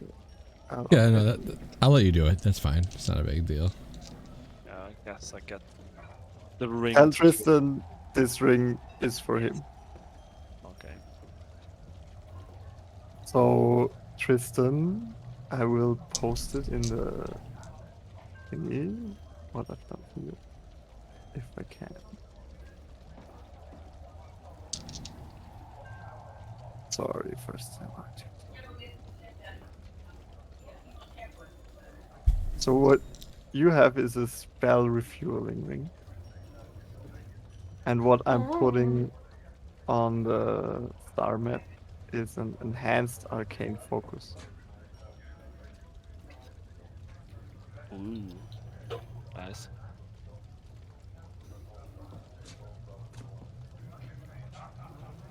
Oh, so you're giving him the +1 to his. Okay. Yeah. Actually, pretty nice. So I imagine like on the star map, is it a physical? Is it like a paper map? Oh, or it's actually like a holographic map, from my monocle, like monocle. perfect. Well, then I'm just I'm adding some data to it. You know, putting in an additional SD card, upgrading it. Oh, this star doesn't even exist anymore. All right, Tristan, did you add the ring to your inventory? Yeah, I got it. All right. It does require I- attunement, so make sure you guys. I know it doesn't come up, but go ahead and make sure you guys have an attunement in your like resources, 1 to 3. I mean, Artificer gets more, but the rest of you have 1 out of 3. Well, the ones that are attuned to the.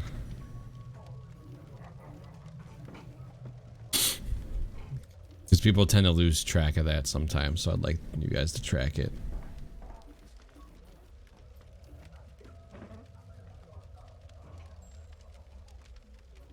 Alrighty.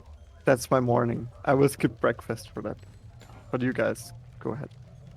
Sorry for taking so long. Oh, you're all good. Do your thing. All right.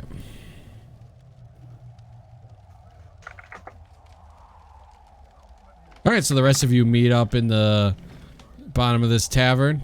The beholder's not active right now. He's off duty. Luigi's there, so Mario's there now. Who's Mario?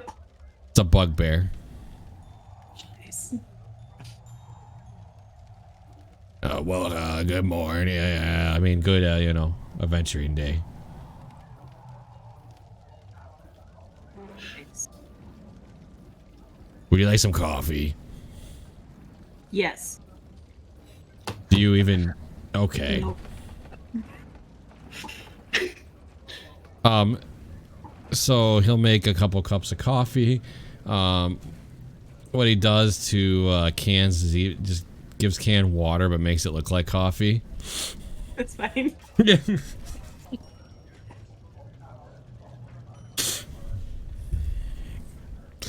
So you guys are sitting at the table, whatever you guys want to do.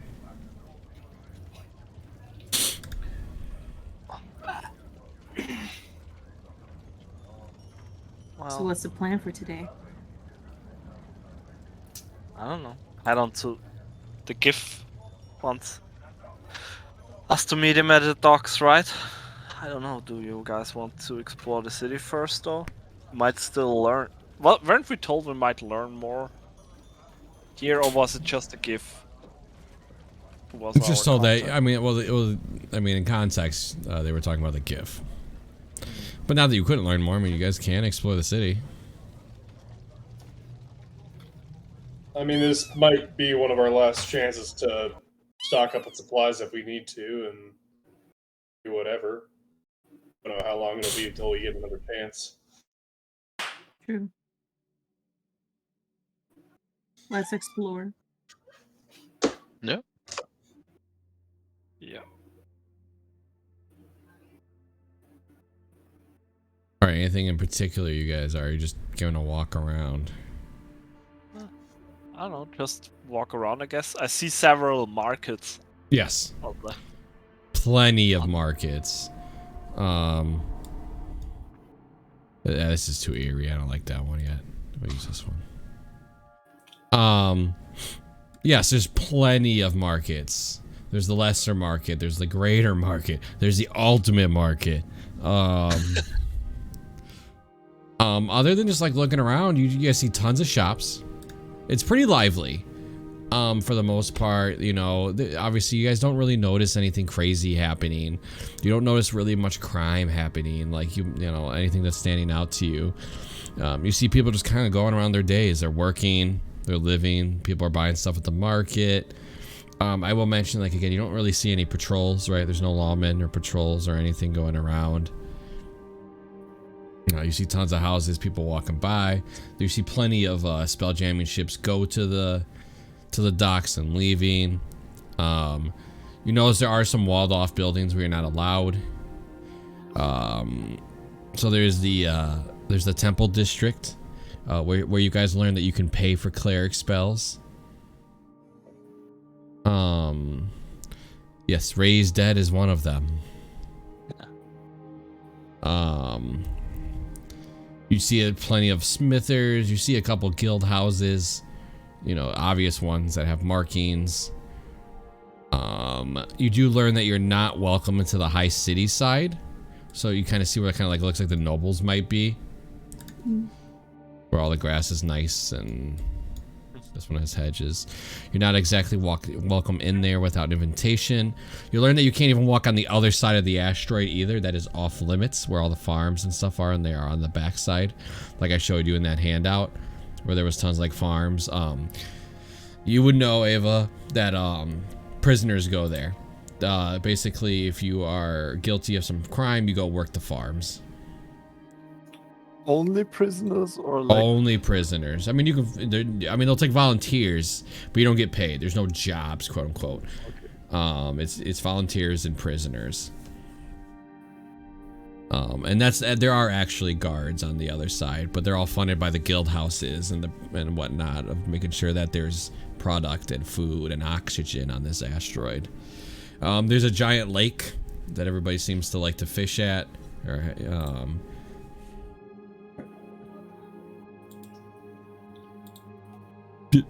Yeah, unless you're looking for anything particular, it just looks like a lively city.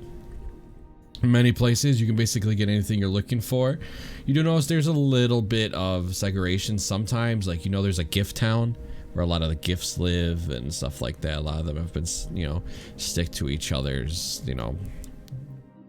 There's a dwarven district. There's gift town. It's a very lively city. There's many lights, all colors. It's pretty much, it's actually quite spectacular that it's such an order with no lawmen patrolling. That people literally just govern each other. And since people want to live here, that it's pretty decently taken care of. Anything in particular? I know you guys don't really have any money or anything. You guys are broke. Broke ass bitches. Pretty broke. Broke ass bitches. Whose fault is that, Mr. DM? Yeah. You guys, Circumstances. you guys could have had things. Could have had a whole We ship. could have taken a ship. Was not Go ahead. I think Tristan's gonna get into like kind of like the thick of the markets. It's kind of like where it seems like it's kind of like the busiest, and then he'll burn detect magic, and just like within that 10 minutes, he's gonna like just kind of scour around for auras that people would be selling, and just seeing like if he can spot anything that would like catch his eye. He's basically just looking for magical items of any sort. Yeah, so absolutely, you see many different auras, and a lot of them spark your interest. I will tell you that they are probably out of your price range. Not out of my trade range, though. I mean, yeah, I mean, you see, are you looking for anything in particular? There's a couple rings, there's some wands, there's some spell scrolls. I was not looking for anything in particular. Anything that seems like decently powerful, like anything that's like that seems just like emanating a lot of magic. But you know, I'll take whatever you can get me. Basically, if I see anything that like I'd be willing to trade for, I would try to barter to trade for that spell scroll of Wall of Force and see if I can't do a little. Okay, so there's a couple things that catch your eye. You do see a necklace that has like red balls hanging on the end of it. You obviously you find the typical, like you can find a cloak of protection or ring of protection if that's what you're interested in. You do see a place that's giving out magical tattoos. I might be interested in the tattoos. What if talking to the guy? How do I put this? What level of tattoo would I be able to get with kind of bartering with that Wall of Force scroll?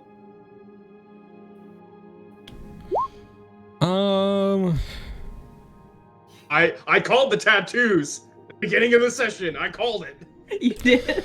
So it depends which kind you're looking for, and which I know you're trying to just get some price estimates. Yeah, like in terms of like rarity, like what like relative like, or would I be able to jump in on that? Because I know 5th level spell scrolls rare, I believe.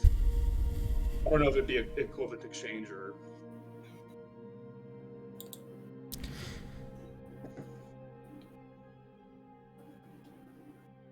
So basically, what he can do for you, a couple of things that he can do, is with bartering, it is a rare, so you can get yourself like a.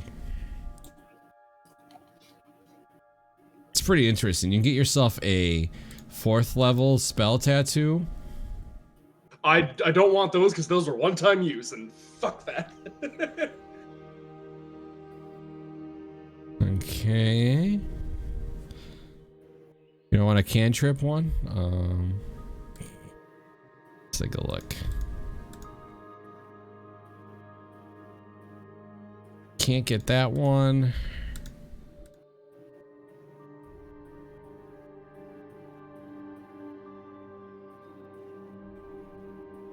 You can get a barrier tattoo. Would it be the rare version or the uncommon? Yes, it'd be the rare one where you get the 15 plus dex modifier for your AC. It's not bad. That'd be a straight trade.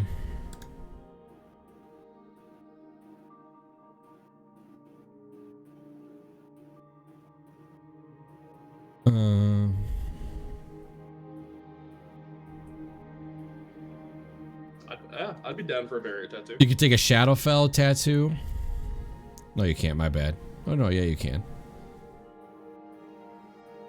The Shadowfell brand, yeah. Yeah, it gives you dark vision within 60 feet. You have advantage on stealth checks, and then once when you take damage, you can use reaction to become and halve the damage.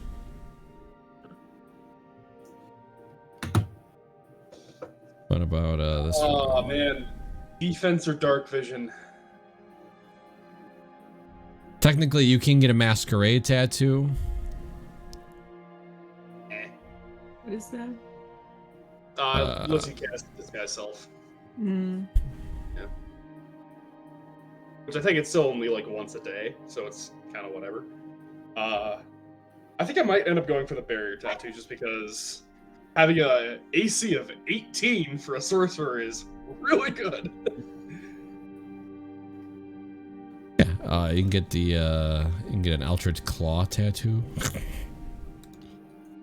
Man, Ghost. that's for the melee folks. No, you can't get Ghost Step.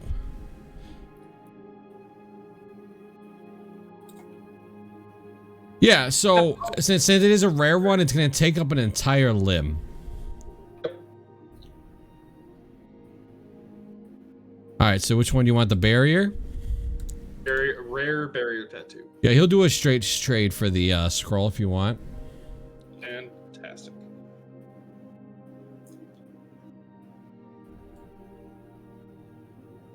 Alright. So you guys all see Tristan I'm gonna here. be here for a while, guys.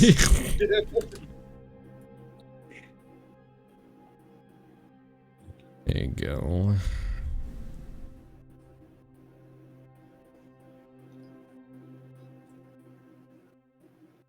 Oh, it's a maximum of 2. Yeah, for the dex part, yeah. So it's 17 instead of 18. It's still pretty good.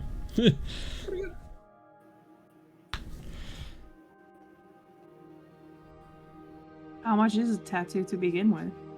Depends on which one you get. So he traded his 4th level spell scroll for this. Oh. But it's the same pricing as like magical item because it is a magical item. Technically, that the needle is a magical item. So it depends which one. Typically, it can be between 1 to 500 for common, 500 to 1,000 for uncommon, 1,000 to 2,000. You know what I mean? The typical price of a magical item kind of varies to what I feel like it would be. Right. But yeah. So what kind of tattoo do you want? Like, what's it gonna look like? I'll come back to you. Take a minute. What are the rest of you doing while he sits down in this chair and just starts getting hit by a needle? I'm gonna be looking for a weapon because I've been missing a lot of damage. All right, what are you looking for? But I'm going to look for anything that looks like it would need significant strength to use, but still one-handed. So a one-handed strength weapon. You're looking for the best one-handed strength weapon? Possibly.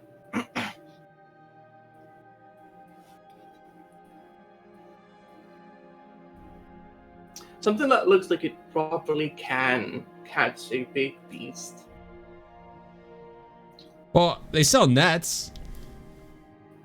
And that doesn't fucking work.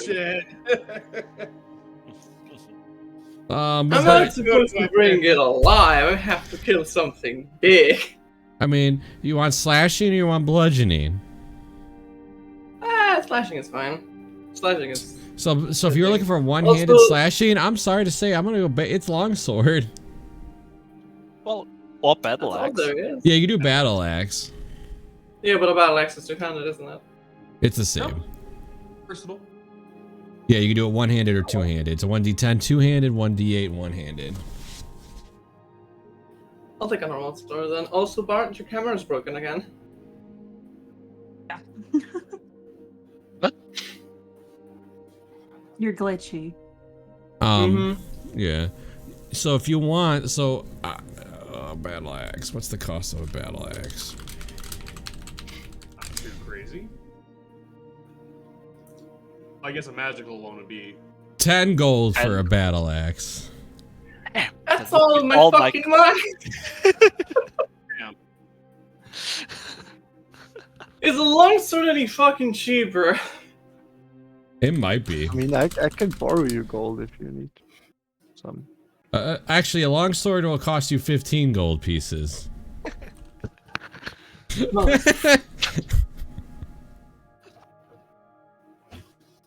I was just looking at the sales list. You know why it costs more? Because it's lighter. Same damage, but weighs less. I mean, we don't really use weight mechanics in this, do we? I mean, I do, but you guys never really encumber it. I leave it on Roll20 when, so I'll mention it like when something's heavy. Yeah, I mean, if you're looking for something magical, it's gonna be a lot more expensive. I will mention that you can get a laser battle axe. So like it's a typical battle axe, but like the blade, it's just like boom, it's like a laser. It's just the same, except it looks cooler, isn't it? No, it's 15 gold and it's reversed, so it'll do 1d10 one-handed. That sounds really good, actually. That actually sounds like something I'd want. But wielding it with two hands doesn't raise the damage. I'm not going to wield it with two hands because, I mean, why would I? Can you dual wield a non-light weapon? What? You can, as long as your offhand is a light weapon. Yeah, so that'd be 15 gold if you wanted. If you wanted a laser battle axe. But with the two weapon fighting feet, you can actually wield two. I will mention there's laser forms of weapons for almost everything. There's laser great sword. There's laser. I know. Great axe. There's laser rifles. Is there also Laser- gold lying on the streets, champ, so that we can afford that? There's laser pistols. Oh, that would be great if it was a gunslinger like I planned to. I mean, your artificer can use a laser pistol. Fair enough. I am intrigued. Yeah. I know you guys don't have a lot of money yet. I'm just Game saying. mechanics. A laser pistol actually is a D&D item. Yeah. Yeah. It's in the back of the DMG. Mm-hmm.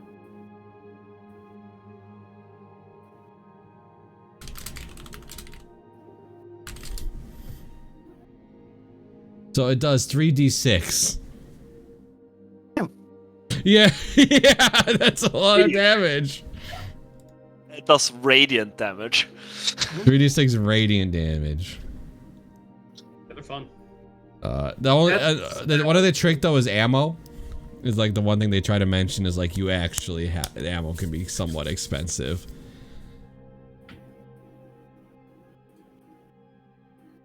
We'll tell the guy who sells it that I will come back once I can afford it. Don't sell it to any other. Yeah, okay. You have my word, buddy. I mean, he probably has a stock of them. But if you come back with more money, he puts down a laser rifle, which is 3d8.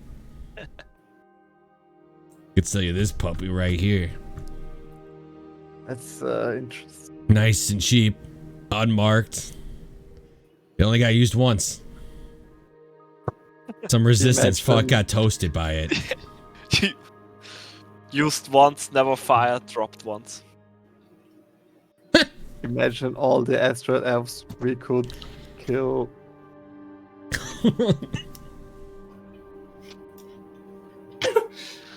Jesus. Like how much would it be?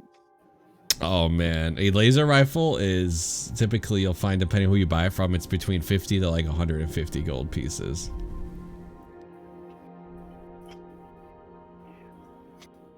This guy's willing to sell it to you today for the amazing price of 75 gold pieces. This puppy here takes down those resistance scum like that. It's the only time it's been used. Mind trick? You want to sell me? You want to? You want to see it for free? You will accept credits. Actually, would you like to trade for armor? I'm not opposed, as long as it's not, you're not trying to screw me, are you? I will be honest, it is Mind Flayer armor. Makes no difference to me. What's it do? It is very good, and it can light beacons in different colors.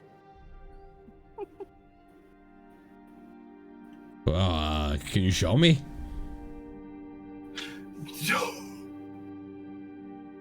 Come on, let's call the Mind Flayer invasion here. Let's call the mothership. Better not.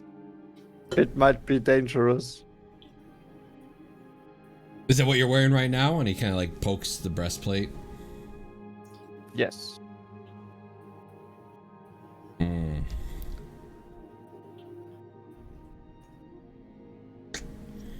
I don't know. It looks kind of beat up.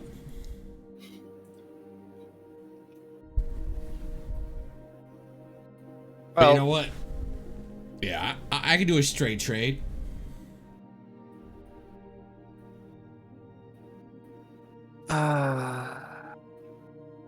The rifle and how many, what is it, laser shells? Oh no, buddy, the ammo's separate. So,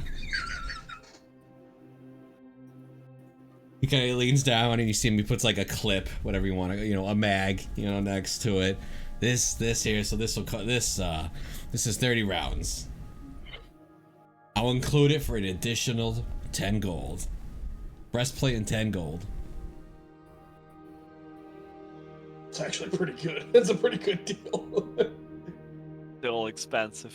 30 shots, 10 I mean, that's gold. also 30, a plus. 30 that's shots also, doing 3d8? That's also a +1 breastplate he's wearing. Yeah, the breastplate is worth a lot, actually. This rifle here, you know what? This is just flavor. But he goes, I can add a nice scope on top, you know, for free. And what was it you said about the resistance before? Yeah. This apparently this rifle here was part of a recent skirmish. Man, the Astro Elf took down that the resistance in seconds. This was one of the rifles the Astro Elves left behind. They don't leave gear behind very often, but something must have just came up, you know. So this is quality Astro Elf made, Empire made laser rifle, best quality you could find. I feel I will check out the rest of the market. Thank you, though. No problem. You know where to find it. And he puts it back underneath. Beacon. This guy right here. That's nice. This guy. It sort of really sucks for you as an artificer, because unfortunately for artificers, you don't get to do the infinite ammo thing on anything that is not a crossbow or a bow. It's a laser rifle. Why would he be able to? it's... All right. Anything else anybody wanted to look at? I wanted to gather some information. Okay. What kind of? Yeah, go ahead. Well, first of all, if there's been like any more news about Toro since we've arrived, since our ship has, like, if our ship has been the only one who made it from the planet, or if there's been others. Okay. Okay, go ahead. Yeah. And like, if sightings of the Astral Elves? Because obviously it was mentioned, the GIF mentioned that they were here earlier and gave off a warning. Yes. Okay. So the first thing is about Toro. You're the only ship. They won't even say you. They don't know you were on it, but they'll mention only one ship has come from Toro with refugees, and that was obviously the your ship. And then they do mention that there are still astral elves, around the city. You'll definitely know that. You may have even spotted one or two out of the corner of your eye. They do exist here as well, but when you're talking about the ones that like warned you or warned the people, they came in Empire armor, and you haven't really seen anybody wearing the Empire armor, nor have they since they left. Doesn't mean they're not here, is what they'll tell you, that they assume they're here, just not obviously, yeah. Okay. This place is too big and too populated and too much of a potential problem that they wouldn't have, spies and intel collectors in this city somewhere. Yeah. Also, is there an explanation as to why the Astral Elves haven't like attacked or taken over this place yet? Or is it just not worth it because it doesn't have like a... In their eyes, it's not worth it because there would be casualties. There's a lot of pirates and mercenaries that go here. This is basically just like a mercenary hub. So like they probably take it, yes, but they would suffer a lot for it. So in the end of the day, since nobody here is opposing and actively fighting the Empire, they don't really see it as a problem to deal with right now. Too many mercenaries, and not alone that, sometimes they're known to come in here and possibly hire a group of mercenaries or whatever to do something that they just need to send somebody out to do.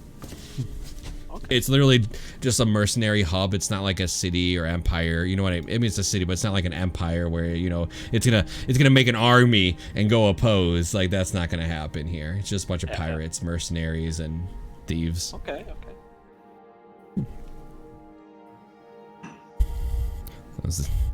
Yeah, nobody likes those imperial scums. All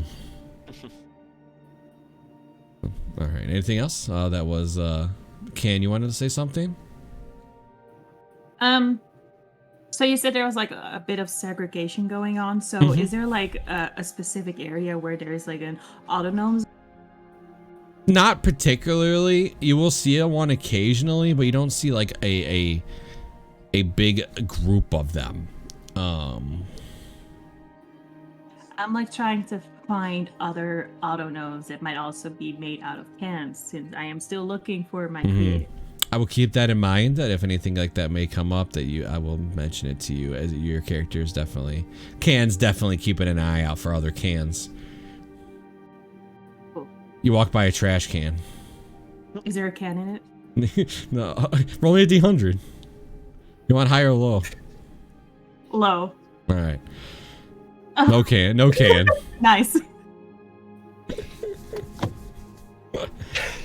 What about you, Decath? Anything you particularly wanted to look forward to while Tristan's getting tatted up? Well, I wanted to look for. I heard a cloak of protection. How much gold do you have? 14. It's gonna be way more than that, my man. I'm just asking.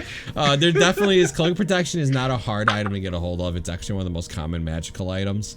But no, it's you do not even have close to enough gold for it.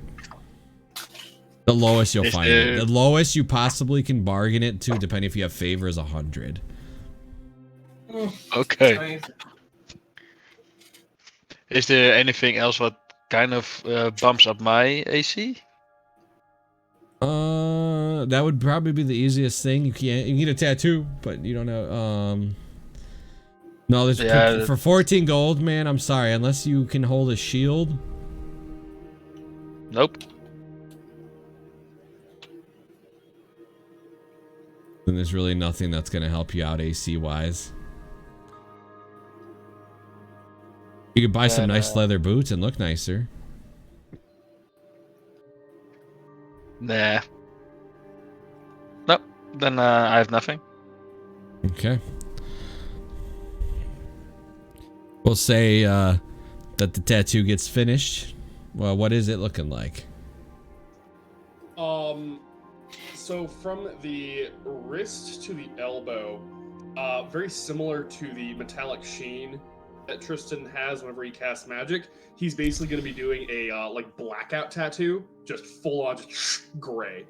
And then from the elbow to the shoulder, up on the shoulder, he's going to have like a, not an exact depiction, but kind of like a general depiction of Toril itself. Just kind of like from a like a space-wide view. Okay. Very similar to the to the starting screen you had us on. And then from like just below that, kind of like a mesh of like arcane wards and metallic clockwork cogs, just kind of like spiraling around his bicep and tricep. All right. So while you're getting this tattoo, the guy's like, I don't see humans very often. Where are you from? A little backwoods planet called Toril. Oh. I'm sorry to hear that. I'm sure you already know. They were in about a couple days ago telling us that the Astral Elves were gonna drain that planet to stay away.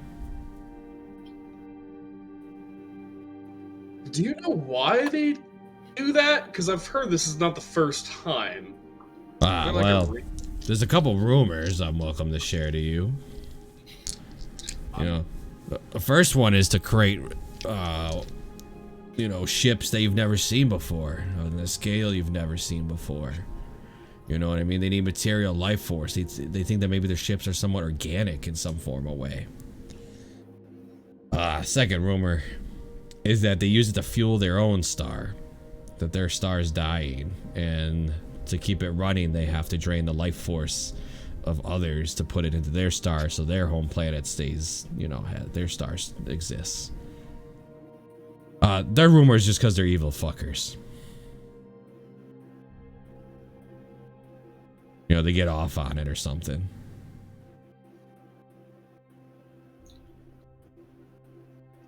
You know, back in the day, we used to be, you know, there used to be a little bit more of a fight against them, but, you know, it's hard now. It's almost impossible. Yeah, I heard the resistance is kind of on its last legs. Those elves that came by to kind of like warn you guys about their attack, do you know if they like left anyone behind, or they're kind of just chilling, like? Not openly, but I'm sure they have somebody here. You know what I mean? There's no reason they wouldn't have somebody listening in and collecting intel. But I don't believe, I mean, they're not openly here. I haven't personally seen one obvious. You know, I've seen an occasional astral elf, you know, but, you know, that's not unheard of. I mean, to be honest, you're probably the rarest one here. Yeah, it's a new experience for sure. What is this guy, by the way? What? What is this guy? Oh, this guy's a half-orc. Gotcha. Alright, yeah, fair enough. He's missing like half of his face though. Like half of it's kind of like robotic looking. Right.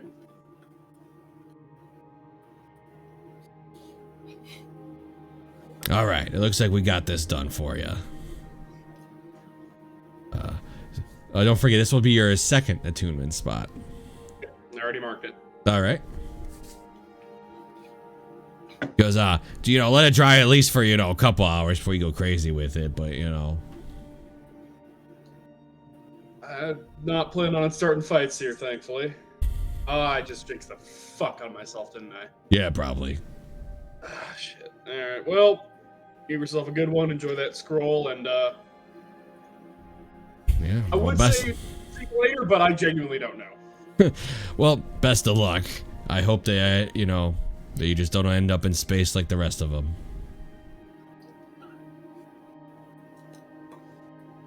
I will rejoin the others.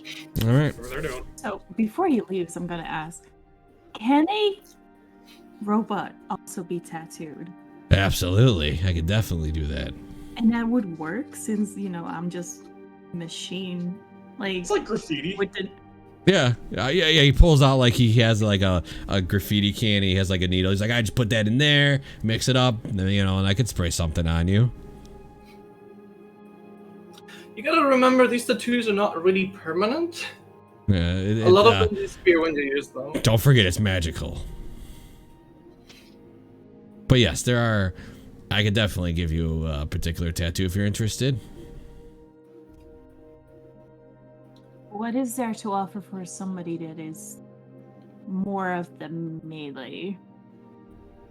Well, the same thing I kind of offered him. I ain't gonna deny that, but you know, I think you look like you can already take a hit. Yeah.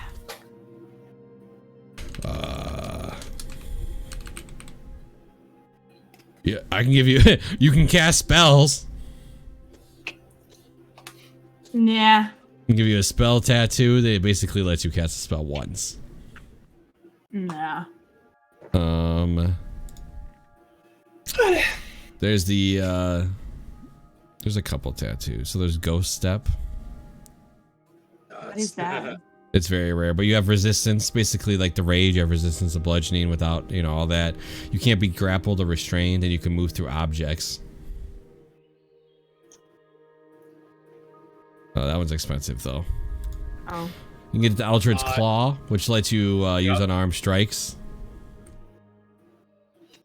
I would recommend personally Coiling Grasp for you, because it allows you to like basically just like rope people towards you.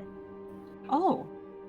Wait, while this tattoo's on your skin, you can, as an action, cause the tattoo to extrude from inky like tentacles, with reach for a creature you can see within 50 feet of you. So basically, it's just like a robe. It's like tentacles that you can just pull out and throw on somebody. They must make a DC strength saving throw or take 3d6 force and be grappled. And that's only a one-time use kind of thing, or is this actually like a permanent kind of thing? This one is permanent. They're not permanent or the spell rot. Yeah, and some of them have to be recharged, but this one looks like you can just do it as much as you want. Ooh. How much is it? Well, it's uncommon, so that's going to be between 500 to 1,000 gold. I'll come back for you. I mean, you can always get an absorbing tattoo, which is good for everybody, too. Which is? It lets you get resistance to a certain type, and then you absorb it. So when you take damage of the chosen type, you can use a reaction to gain immunity against that damage, and you regain hit points based on the damage you would have taken. So you could choose like fire. Also very rare. Oh. But you could be like fire, and then if somebody hits you with fire, you can reactivate this, and then you'll absorb it. Alright, once I have more gold, I'll definitely come back. But you know where to find me. Yes. Repeat customers get a discount. Sounds good. All right. Anything else for anybody else before we head back? How much would they be willing to trade me for one of my scimitars? Not much, because they're used. I mean, you've been using them, so like they're not gonna give you half of what it's worth. Sadly, there's not a really big desire to buy those back if you think about it. Like nobody really wants these, unless they're a blacksmith that might want the metal, which even here, it's not really, it's beat up and it's not worth much. They'll give you like a couple gold for it, but it won't be a lot. I mean, it's well capped. I'm not saying it's not, but it's still a used weapon that's not really magical or exotic or rare. How much money do you need? I mean, I need about 5 just for the axe. Well, I can help you out. We just met. Is this for the laser battle axe? Mm-hmm.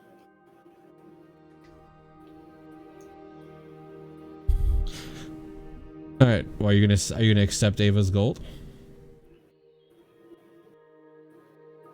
I guess, but be aware you're getting fucking animal pellets and bones to reward later. You make a big blanket. Would be alright. I push some buttons on robot, and it just spills out 10 gold pieces. Here you go. Alright, so you got 10 gold there. And the axe was? 15. Okay. Well, I guess I'd buy one of those. Alright, so you can buy the laser battle axe. Yeah. I'm gonna add it into your inventory for you. Thank you. Look at this, got a little shopping episode. Alright.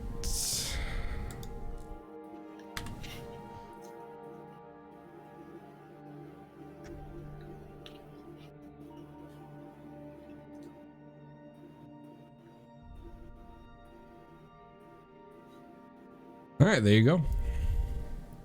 Okay.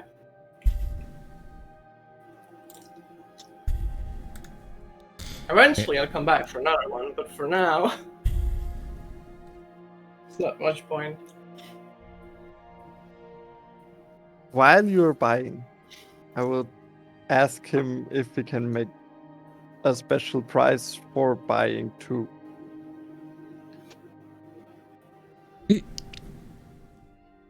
Make a persuasion check. I'm not good. Well, that's all.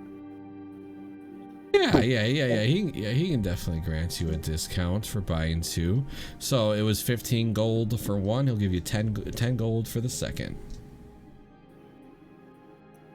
If you want, we can buy a second right now. It's up to you, Luna. I don't really have the necessity for it. It would be just taking space in my inventory. Right. I don't have a big bag to keep things on, and I don't think I will have much use for it yet. Alright. We will come back. I want to familiarize myself with a weapon before I buy another one, just in case it's not for me.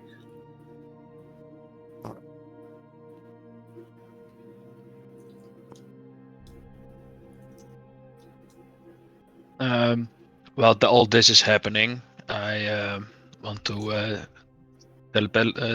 through my mind connect with Ken, and I will tell it. I don't know if it's he or she. That I really want that cloak of protection, though. It looks really good, and if she can make a some chaos around it, so I can try to steal it. Okay, we're going with the thefty. Okay. All right. First off, before we do, Can, you hear words in your head.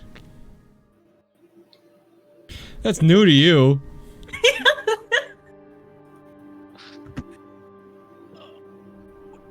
Of course, I will say it is me, so it is not suddenly for great chaos. I'm gonna tell you out of character. I am absolutely fine with you attempting to steal this as long as you understand the consequences if it doesn't go well. I'll probably go to jail or lose an hand. You will. It's possible you can lose your character out of theft. I'm not saying you will. I'm just saying I just want to clarify the consequences of a possible theft. So if you are stealing from somebody, understand that there are consequences. So if you're fine with them, that's great. I'm just clarifying. Don't be shocked if something really bad happens to you if the steal doesn't go good. And don't always expect your party to back you up if they realize you're running with stolen goods. I'm not saying don't. I'm not trying to disencourage you. I'm just clarifying what's out there so you're not surprised when somebody runs you down and stabs you in the back if you stole their cloak.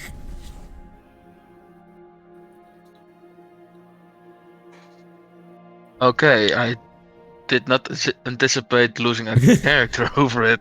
Well, theft is theft, so it's possible you die. I'm not saying you will. It's possible you lose a hand. It's possible you just have to pay up or, whatever the case is. But I'm just saying there are consequences to stealing. If you get caught. If you get caught. You might not get caught, and then you get, then you're good. I'm not saying that it will, you even always get caught. Yeah. Just understand. Your stealth is good. Your sleight of hand is pretty good. Yeah, just understand it is still a rolling. That dice can still screw you. Tristan knows. Yeah, just saying. Understand that it's a risk. If you're willing to take, absolutely, I'm not opposed to it. I just wanted it all on the table so you're not surprised. I'm not opposed to you guys trying to steal from NPCs. I don't really care. That's all up to you.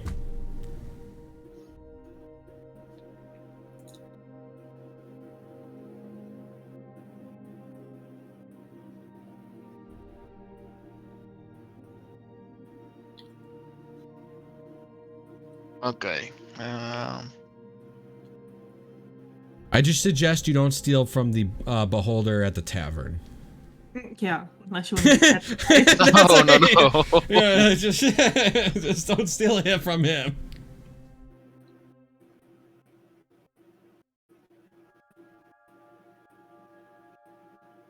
I mean, you can still talk to Can. You can still talk to the group about it. You know, it's not something, you know, that you have to keep to yourself if you don't want. I'm just, you know, clarifying that, you know, consequences with possible failure. I can talk to multiple people, so. I mean, if you're talking as a group, you can just tell me you're catching them when there's nobody around. I'm perfectly fine with that. It's your call. You don't have to tell them. You can, you know, it's up to you.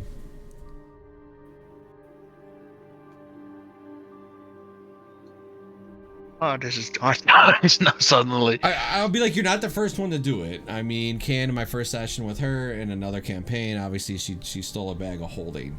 So like, you know, things happen. I'm saying you could try it. Just understand there are consequences to it, possible consequences. I mean, one good note, there's no patrols. No. Oh man. You would be stealing from the person that was trying to sell the laser rifle to Ava, is the one that has the cloaks. Okay. Oh, steal from him, please. He's a That's cunt. one folks for yes. It's your call. It's your decision. You'll be the one to, you know, at risk. I will ask the group out what I think of that guy. Is it a trustful guy? Is it a real badass? Or I get it from Ava that yeah, it was not really good. Otherwise, he had already bought the gun, the rifle. What you can do, Kath, is you can make me an insight against that shopkeep while you try to gauge them up and down. You know, so make an insight check. I'll let you roll it. This one doesn't really matter because you're trying to just gauge like combat strength out of that shopkeep. I mean, I'll mention some common stuff. He does have a laser rifle right at his freaking, you know, and pistols and stuff around him. Yeah. But him himself, it's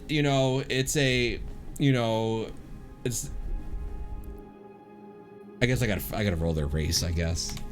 If this is actually, you guys discuss if this is happening first. Otherwise, I gotta make some things. Listen, I'm down. He is not a good person.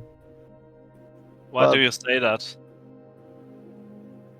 He's he brags about killing the fucking rebels, which we kind of are a part of. I don't think he bragged about killing. No. He said they just died quickly. It wasn't him who killed them. But He said the looting their Astral Elves bodies. killed them.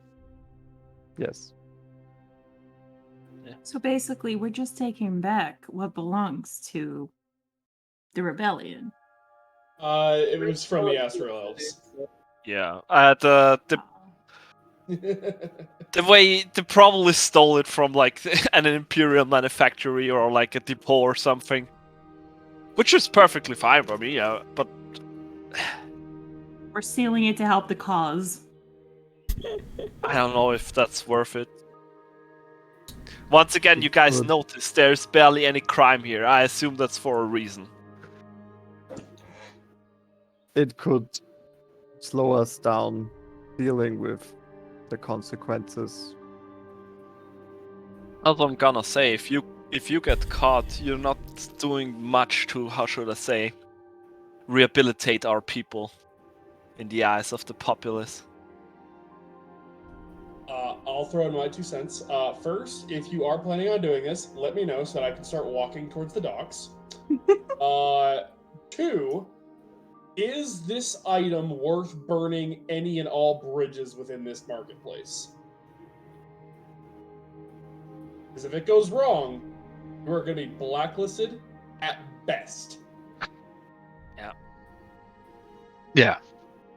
You also have to think, even if we become pirates, we're gonna need a harbor.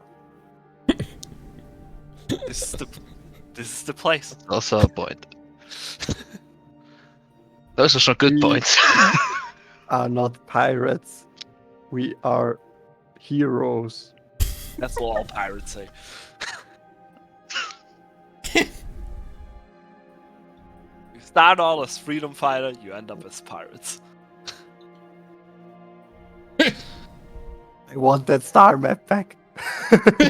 Yeah. I have misjudged everyone. You know you can just keep making new items and eventually the star map will just fall off. No, actually, I even can kill the infusion with an action. Just have to touch it, and that's an action I can. So. You imagine like pulling it around, like holding it above you as you're trying to you're trying to. Oh really? If she wants to take it from me, I don't really care. So that shopkeep is a male Medusa race. No. Oh shit! You might just want to forget about it. Huh. I rolled a random generator just to see how the shopkeep ended up. Yeah.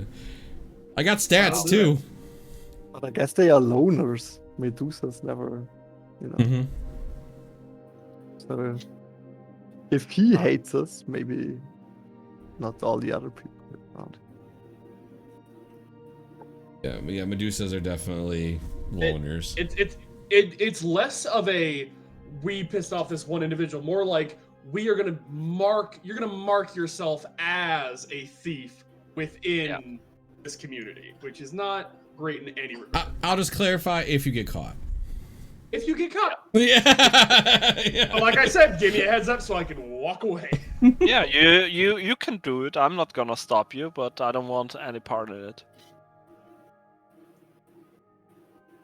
And I also want to clarify, I'm not busting you out from the other side. Like if it gets sent to the farms.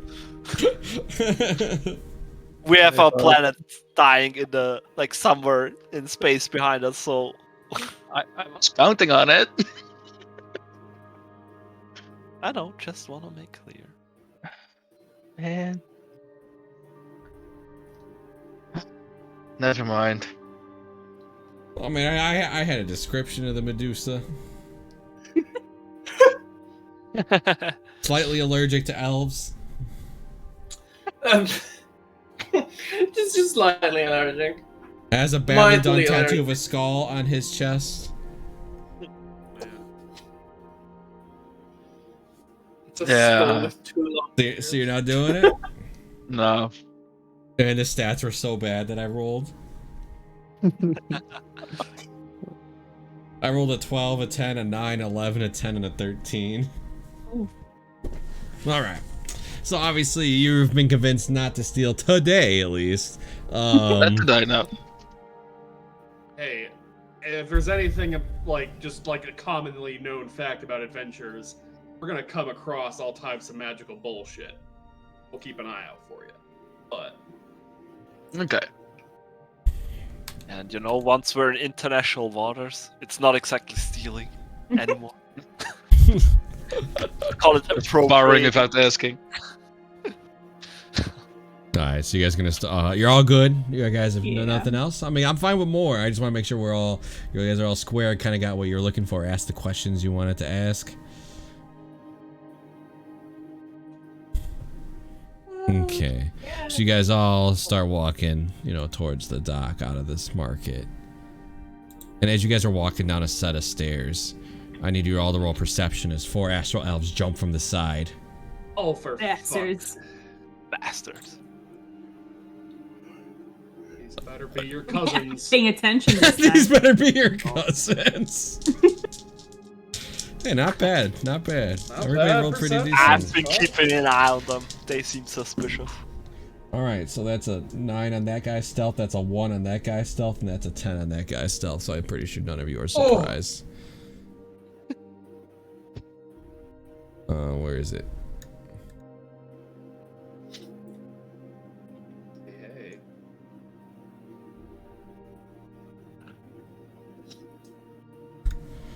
All right. Ship got a tree on it. So as you guys are kind of like walking your way to the dock, as you go down these stairs, they kind of just jump from the sides with their long swords, like have that kind of shimmer, the same as the other ones. And they're like, so let me move their order a little better. One would definitely be more in front. Okay, you guys are welcome to move your a little bit too. If you guys think you would have been walking a different way, I just threw you guys on the map. You guys are very welcome. You guys are very welcome to, you know, adjust yourselves.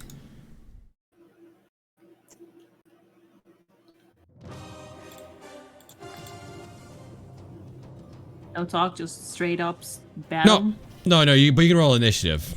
You're still gonna roll initiative. Oh, come on, that's the second fucking one of the day.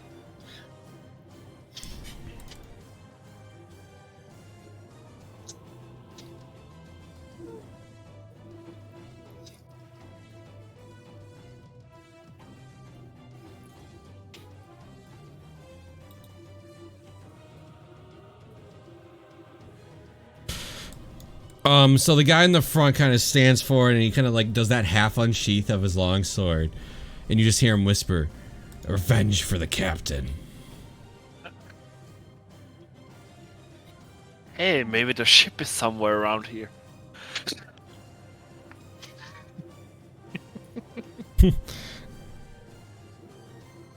All right, Ava, you open up. I open up. Damn it. I hate being the first.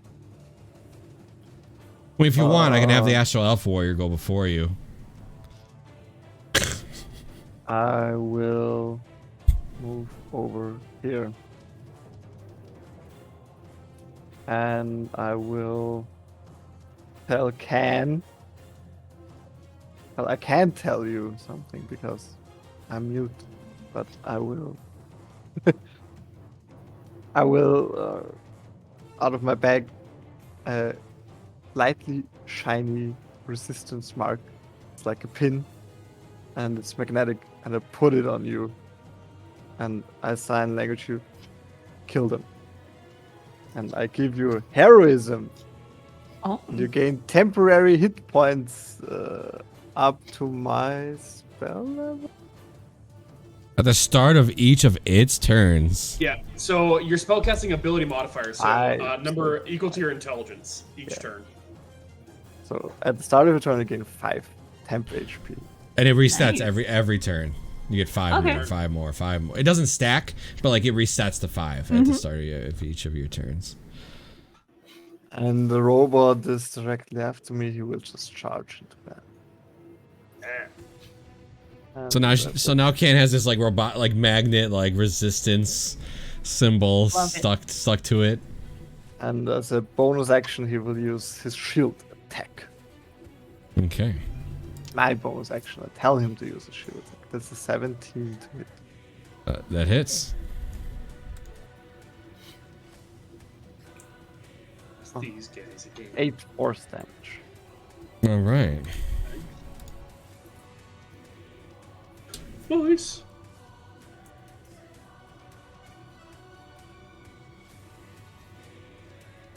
All right. Anything else? Nah.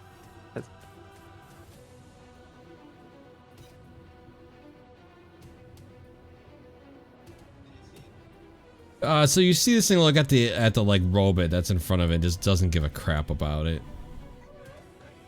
Not its target. It's actually does your robot get attack of opportunity? It doesn't, right? Does it have a reaction? It has reactions, yes. All right. So you want to take an attack of opportunity? Or you want to hold at your reaction? Yes, I will take it. Because nothing is in 5 feet anymore. It's a 15 to hit. He kind of like deflects it as your shield goes. He knocks it away.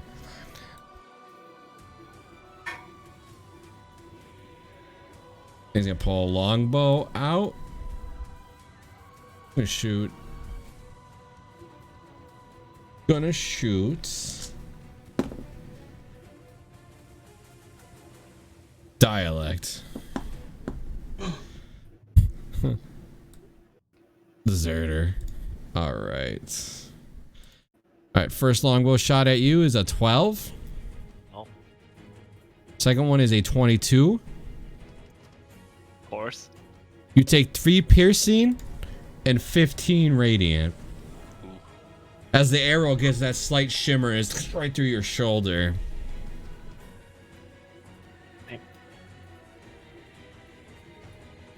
Ow.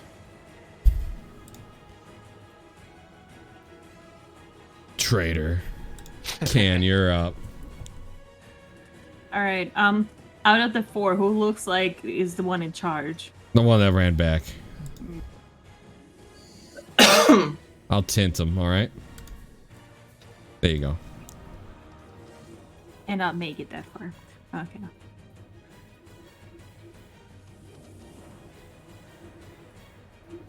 You like how I keep your I token will smaller? get back here. Yes. And Which one you swinging at? I will do this one first. Okay. And it's gonna be the Whispered Horror Bash, if it lets me.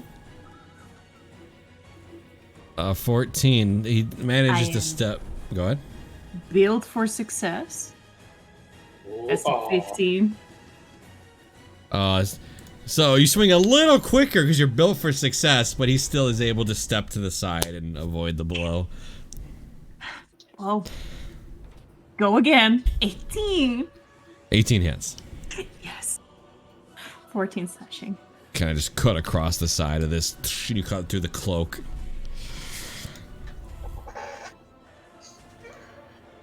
I forgot something. That's smart. I went too fast. I wanted to rage, which, I mean, I can still enter rage. No, because then it's gonna, I don't take any damage or So the damage question damage. is, you would have to get hit for the rage to continue because you didn't make an attack while rage was active. Yeah, I screwed that I mean, up. the odds of you getting attacked in this next round is probably pretty likely, so. Yeah, okay, I'll just activate the rage and hope that... Alrighty. Ah. Okay. Anything else?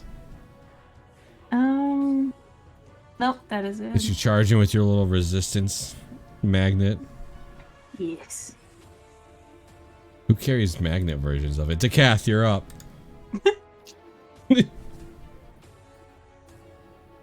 I won't move really far, but I will move there. And I will use my psychic blades to attack the one with the longbow. Alright, so what's your dagger? You have range, a range limit? Yeah, it has a normal range of 60 feet. Okay. Alright, so you can throw them, right? Yeah.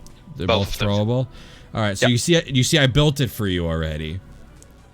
I saw it. So you have your action, then you have your bonus action, because what your bonus action does less damage if you do that Yeah. one. Okay. I want So- to do that one. Alright, so throw your action. You always gotta throw your action one first. So go and throw your yeah, that'll connect. Okay. 11. Max damage. Oh, I'm like, why can't I not click my token? I'm still in the measuring tool. Yeah, right in the shoulder, but it doesn't show damage. It just connects. Okay. 18. That also connects. Max Fine. damage on both rolls, huh? Jesus Christ. Wow. Yeah.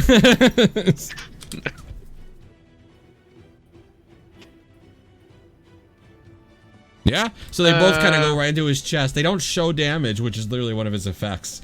They just go in. Okay. Yeah, I will move again, just a little bit out of range. So, that's it. All right. Dialect, you're up. Alright. Activate one of my wild shapes to enter the starry form as the Archer appears behind me and gonna take a shot at the bastard who hit me with a guiding bolt. Got +1. Yes. Yeah. Where is it? Guiding bolt. Did you build the +1 in, or we just roll? Oh, you did. Okay, cool. All right, that hits.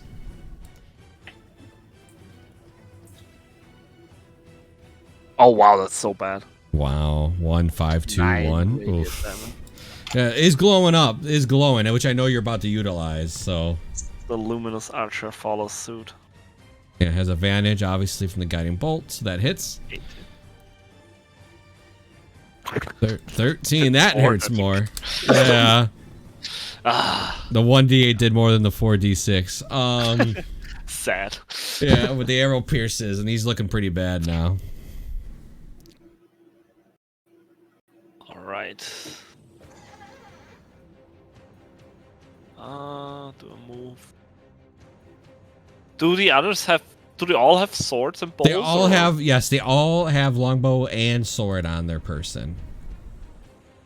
Can I Longbow in take the back, cover sword in hand. behind these like rocks. Absolutely, they do have to have vision of you to hit you with the longbow. I'll get it behind them. Okay. And my turn. All right, this Astrolf is going to step here and take 2 swings at Can.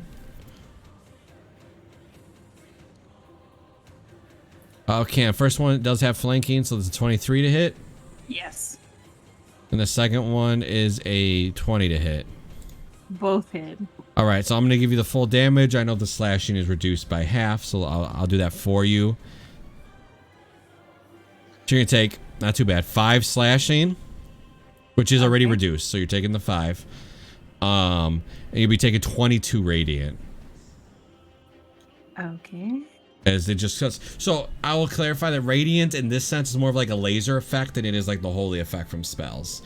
Right. So, yeah. So when they cut you, it's a little bit of laser, just like with the long sword. Don't forget you had 5 temp. Yeah, I took that off first. Okay, and that is their turn. Tristan, you're up. Yeah. They're not close enough for me to. It is okay. Wah, wah, wah, wah.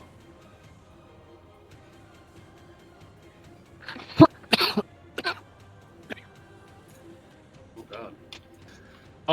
I think I am going to. I was hoping they'd get closer to each other, but that's fine. It's okay. Is it? I need to check out ability. Is it touch? Ooh, no, it's not. It's an action, yeah. For my action, make sure I got spit. Oh, I gotta move a little, just a little bit. Up here.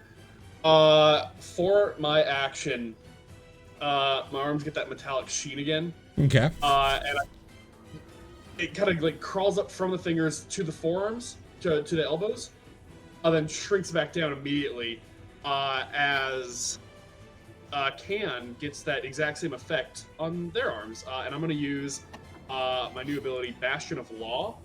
I am going to burn 3 sorcery points.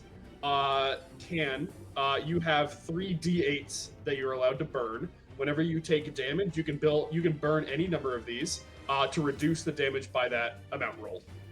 Oh, nice. Buffing the barbarian.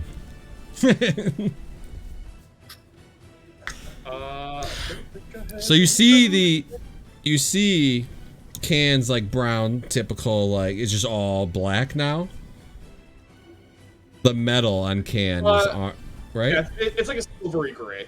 Oh, there you go. It's like a silvery gray, so she becomes browned to silvery gray. Okay. Damn. Get back a little bit more. And that'll be my turn. Okay, Luna, you're up. I obviously seen this elf attack my companion for a while, so I'm going to rage and just beat on it. With a new weapon that I've been so graciously bestowed. Yeah. That hits. Okay, that's one. And this would be the second. Nice. That hits. 22.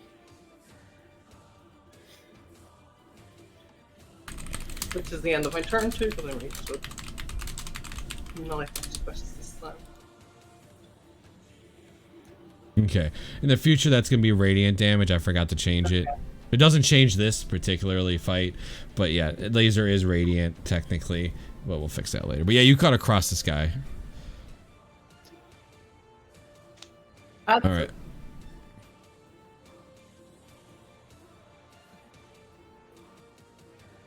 Wait a minute. Oh, here. Is that a reaction, or did he already use it? He was on the Already left, used and he already used. I was thinking about it, and I was like, no, he did use his reaction. Yeah. You got something, Tristan? No, I was gonna mention them. Yeah, we're good. We're good. Okay, so it's gonna go ahead and make 2 swings at Luna. Remind me again how we do advantage. Is it a plus or is it advantage? Oh, flanking? How we do flanking? All right. Flanking, I do a +2 to hit. All right, never mind. I can't do anything. All right, so the first one is a nutty 20. Silvery barbs. Fuck that. Okay.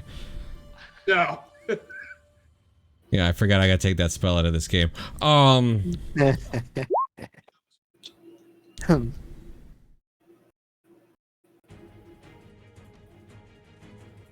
so who are you giving the second effect to? I am going to give it to Decath. Okay. So Decath, you will have advantage on your next attack roll. Okay. All right. So I have to roll a new d20, which is a 22. So that's still gonna hit, but it won't be the nutty 20. And then you are raging, right? I'm raging. Oh, sorry. Okay. All right. The second one is gonna be an 8, so obviously that will not connect. So you're gonna be taking a total. I'm gonna reduce it for you. You're gonna take 1 slashing and 8 radiant. So 9 total. As he cuts across the back of you. This one. We'll take 2 swings that can. There's flanking. First one with flanking is a 6, because that was a natural 1. And the second one with flanking is a 17. Exactly on the dot. So that will be a total of, I'll reduce it for you. 2 slashing, 13 radiant. Remember, you have d8s to pop if you want.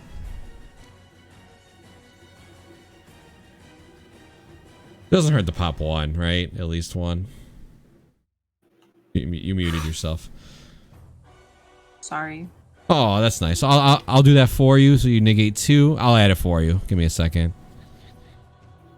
If we're ever in the market for those tattoo again, the radiant absorption tattoo would come in super handy. So you're taking 13 radiant instead. Just 13. All right. All right, that's the one turn. And they're just yelling, for the captain! Ava, you're up. I will make a swift motion with my hand, and the piece of armor is flying in the air, and I will fling it on the guy in charge as I'm using the catapult spell. Catapult? Yeah. So he has to do a dexterity saving throw. Oh, catapult's not a roll. I always forget that's not a roll to hit. Dex save. 15. Wow, that failed.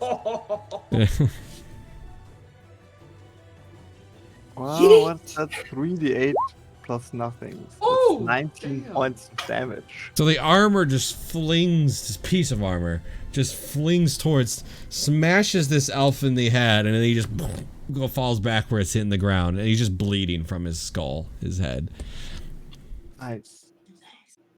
Nice. That's good. So, as my bonus action, I will command the robot, and for my movement, I will step right here, and as my free item interaction, I just get out the whip. Okay. And the robot goes directly after me. He will step right here, and help Ken. He's The giving help her action? the help action. Yeah. Okay. And Okay, that means I you'll have an kinda like- advantage on your next hit. So he's like getting up in the way of the elf that she swings at. He's just kind of Yeah. like getting, yeah. All right. This Hell of a conga line. But so, yep, that's what flanking does. All right, Ken, you're up. All right. Sorry. Very cool. So let me know who you're Um, swinging at.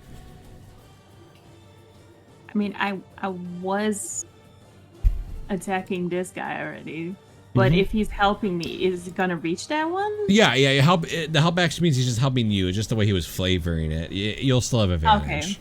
Okay.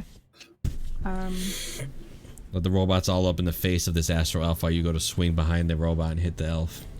Nice. Okay. You'll have advantage Never on on your first swing only. All right. I'm gonna hit it with the quiet terror shock. 24 hits. All right. That's a 17, Yep. Cuts right across. and then another. That hits. Oh, That's an 8. you need a great weapon master. Meh. But yeah, you do get the 2 cuts across the chest of this elf. All right, and also, since I hit this guy, he has disadvantage against anybody else that he's attacking. In the When I meantime, click he that? has Thank you. Go ahead. he has all these little auto gnomes, spectral auto gnomes running around it.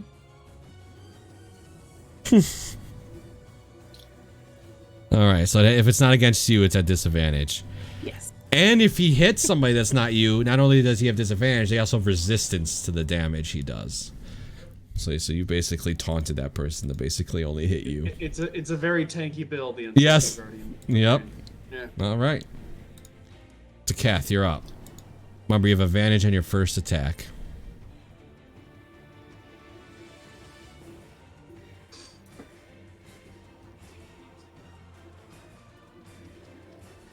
I'm going to move next to Ava and going to attack him with my rapier. All right. Woo! Get that sneak attack, boy! Woo! I gotta roll that damage. All right. So Oh, 18. So how much is that? 18 plus 32? 14. 32, yeah. 32. That's more than half the health. Hit. Yeah, just right into the rib, just pierce right between them, and then you just pull your rapier out, and you just hit something. They're bleeding bad.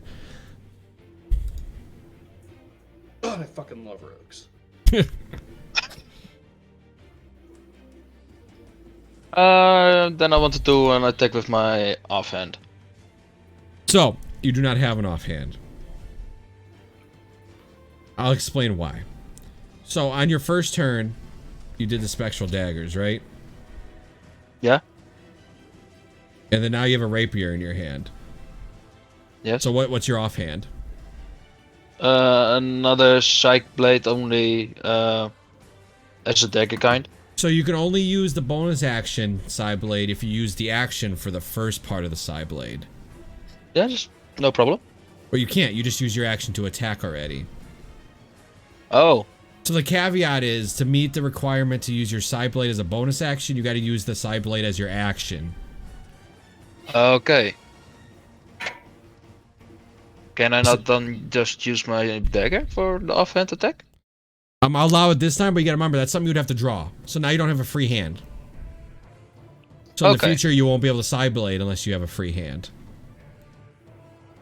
So if you want a free action, grab the dagger and make a bonus action attack with it, that's fine.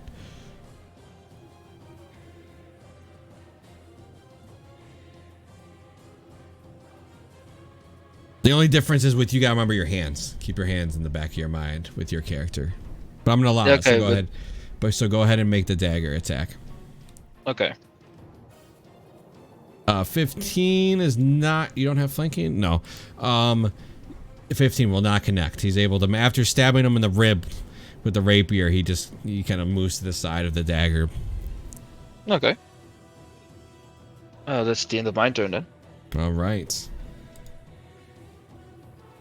Dialect, you're up. Step back from behind the corner.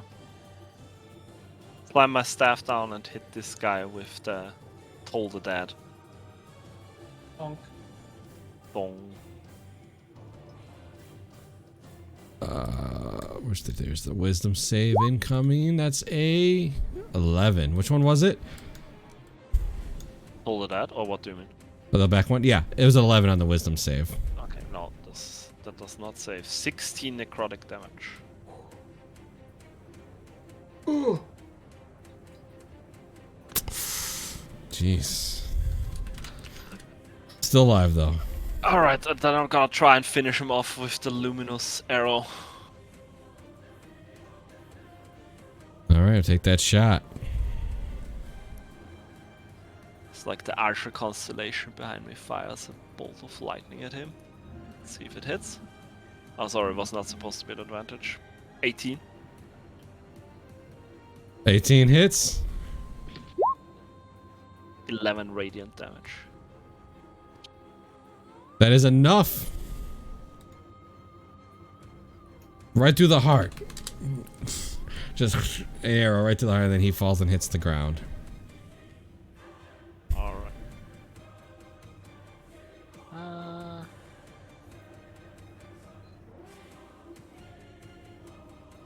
Walk over here. And I end my turn. Alright. Someone's gonna make a swing at Luna. Two Robert swings. will use Okay. reaction disadvantage on the Alright, first on swing. the first one. Alright. First one's a disadvantage on Luna. That's a 14. Misses. Alright, because of flanking. The second one. Actually, would it miss because of flank? No, it would actually meet. No, 'Cause it's 14? 16, right? No, I said 14. Oh, 14 wouldn't. Oh no, I rolled a 12 and I said 14 the correct for the flanking. Okay. The second one is also a 14. So Okay, you're able to move it, and the first swing, the robot's like grabbing a hold of him on the back, and he's trying to swing a sword. He's not able to. All right, this fight's going a little better than the first one. Tristan, you're up. Definitely. You're not wrong. I am going to just kind of very casually just walk over to the stand over here. Just like kind of take a seat, super nonchalant, just like on a crate or whatever. Just like, all right, I'm enjoying this personally, and I'm gonna firebolt the guy. Let's go over the top one. All right, making an attack roll. 6. Oh my no, god, my 15's a firebolts miss. suck ass. Yeah, yes, 16's there. You see, so he's able to manage to sidestep it at the last second, and it hits the rock beside him. Have I hit a single goddamn firebolt? You hit one. Right, is that your turn? Yeah, I don't need to convert anything. Yeah, I'll end it. All right, Luna, you're up. Yeehaw. So which one are you gonna swing at? The one down. All right, you do have flanking, so that will hit. That would be a 17, yeah. 10. And another one. That hits. Just cutting across this guy, and that's a lot more damage. And offhand with my scimitar. That does not. Oh my god, that's You're getting low. used to the laser weapons. So when you actually have to use a bladed weapon, you're like, oh, But the 2 laser battle axes connect. Okay, that's my turn then. Because I don't think I can do 2 offhands, even though. No, you cannot. Because it's not an attack action. Yeah, no, it's not. It's a bonus action. All right. This one's still alive. It's obviously going to attack Luna. First one to hit is going to be a 23. Uh-huh. So the first one is going to be, I'll do the damage for the first 21 to hit, or actually 23 to hit. It's going to be a total of, because you're still raging, right? Yeah. So it'll be 12 damage from the first hit. Okay. The second one is a natural 20. Of course. Hey, that's the second one against me. Let the enemy reroll, or is it just a friendly rolls? On silvery Guess barbs? what? Silver barbs. Oh yeah, you got it. I was got my waiting reaction for it. back. That's what I was waiting Yeah. for. Just because I want to see it happen again, Decath, go ahead and take that advantage again. Giving it to the rogue makes sense. Stab. Alright, so the second one will just be a 20 to hit instead of a natural 20. So you're gonna Silver take... barb never fucking works. I mean, it's stopping Hey, crits. I am having the damage. Yeah, you would be getting like probably twice the radiant damage. So So you take 12. Okay. Reaction with the spirit shield. So use 2d6. Oh, you can roll that for her, so go ahead. Alright. You take 6 damage. Got so much protective abilities. Jesus. We kind of need them, considering the damage that this thing is due at level 6. So just to tell you how much damage the crit was gonna do, because it rolls the damage for me ahead of time. So it would have been 16 radiant alone, and then the slashing would have been 5. So you would have taken 21. That would have been fine.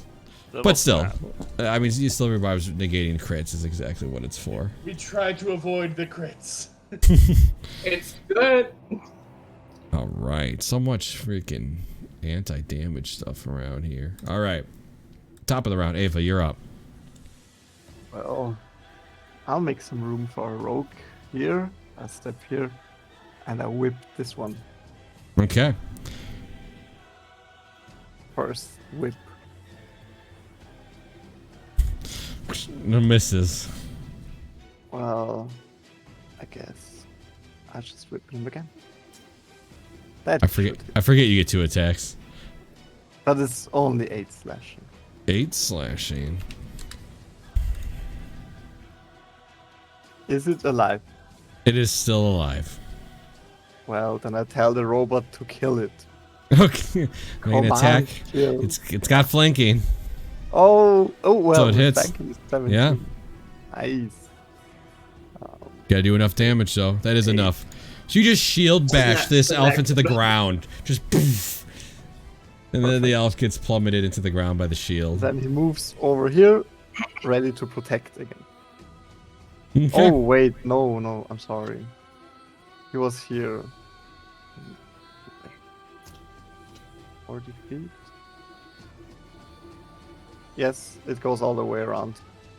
Moves over here. Okay. That's my turn. Alright, can. Alright. I step over here. Can I actually hit it from here? Yeah. And don't forget you have 5 Okay. temp hit points technically. I'm sorry? Bullying this fucker. Technically you have 5 temp hit points. You get 5 at the start of your turn every Yep. while you have heroism. Okay. I wasn't reminded. Oh, okay.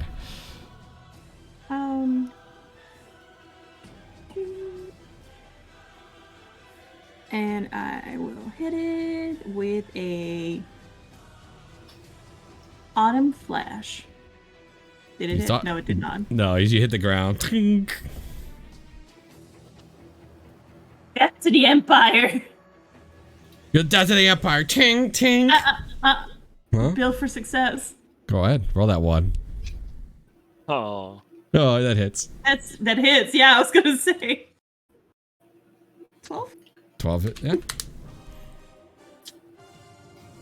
I want to make Can a magic item that does more damage the more epic the name is. Yeah. You know? It'd be fantastic. All right, that's it. I'll just Oh. wait. I'll step back. He will take an attack of opportunity. Oh, that is true. Yeah, that's fine. It's not gonna hit you anyway. 15? No. Oh, just trying to teach you your lesson. Can't just step away. You're no rogue. Decath, you're up.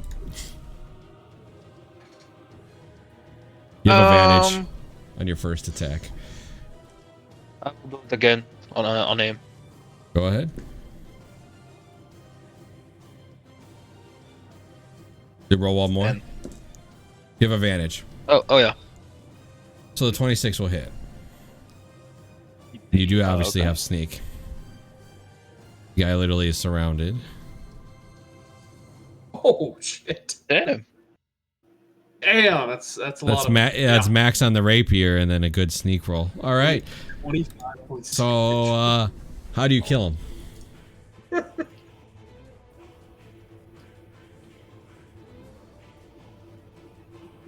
Oh damn.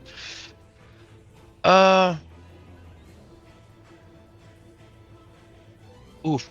Sorry, yeah.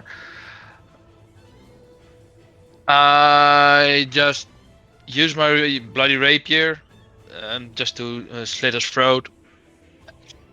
So you kind of like pierce the front of his throat and then pull it back and just blood spurts from the neck. Yeah. And the body will hit the ground. Toof. You can see that there's commoners watching from their booths. Like, you can see that they're not reacting one way or the other as this is as expected from a city like this. They're all just kind of like watching this kind of little brawl happen on the stairs. The people from the shops are just kind of like ducked looking over. One guy's cheering on for more. Yeah, you guys have accomplished that fight.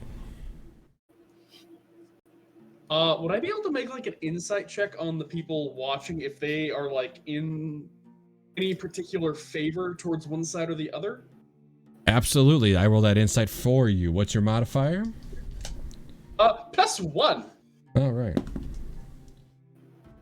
What you can notice is that it's not necessarily they're rooting for one side or the other. They're just rooting for the bloodshed. Nice. Fair. Fair. I understand that. But I will mention that nobody butted in. There's hundreds of commoners that have like been around inside, and nobody butted in. They just were watching you. It's the kind of city, you know, that nobody really messes with each other's business. Especially the astral elves, you get a sense that maybe they didn't really want to, you know, egg that situation on. All right. Anything in particular? You guys are just gonna skedaddle to the dock. You guys want to just leave the bodies here? What's the plan? Search the body. Looting. I would Yeah. like to pick up the armor I killed this guy with. Okay, so If it has a dent, I will mend it and then bring it back to okay. Each player, so every single one of you will get 3 gold pieces. So it's divided. Each one of you will get 3. Yeah, that's right. That's how I play now, buddy. Everybody gets the wealth. Money. And the group, not that I mean anybody, it doesn't really matter. They each had a longbow and a long sword. Oh well, that is a waste. I'm gonna keep that longsword for later. Yeah, so you can add a long sword to your inventory. laser you might as- longsword. Hmm? Is it a laser longsword? It is not. Dialect did ask that the first time they fought them. It's more of a technique than it is the sword itself. How many arrows? Well, let's roll. I'll roll 2 d20s, and that's how many arrows you're gonna find. I want to preface also the fact that all the money that would have gone to me goes to Ava because I'm trying to repay the debt. All right, Ava, add another 3 gold. You find 20 arrows. Quiver. Yeah, you find a quiver of arrows. Luna, you might as well just add 4 long swords into the quantity on your sheet. Fair enough. Unless I mean anybody else is welcome to claim, but for now it just makes more sense that because you could still sell them or do what you want with them later. Yeah.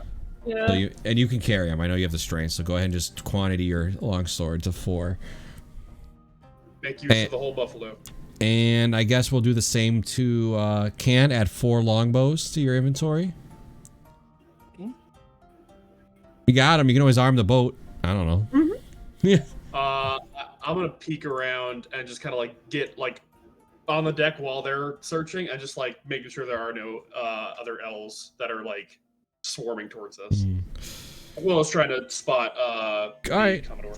Good. Yeah. Make me a perception. You hear big footsteps, boom, boom, boom, boom, boom, running right towards you. And we will end the session here. Oh god damn it. Are they Aw. if footsteps?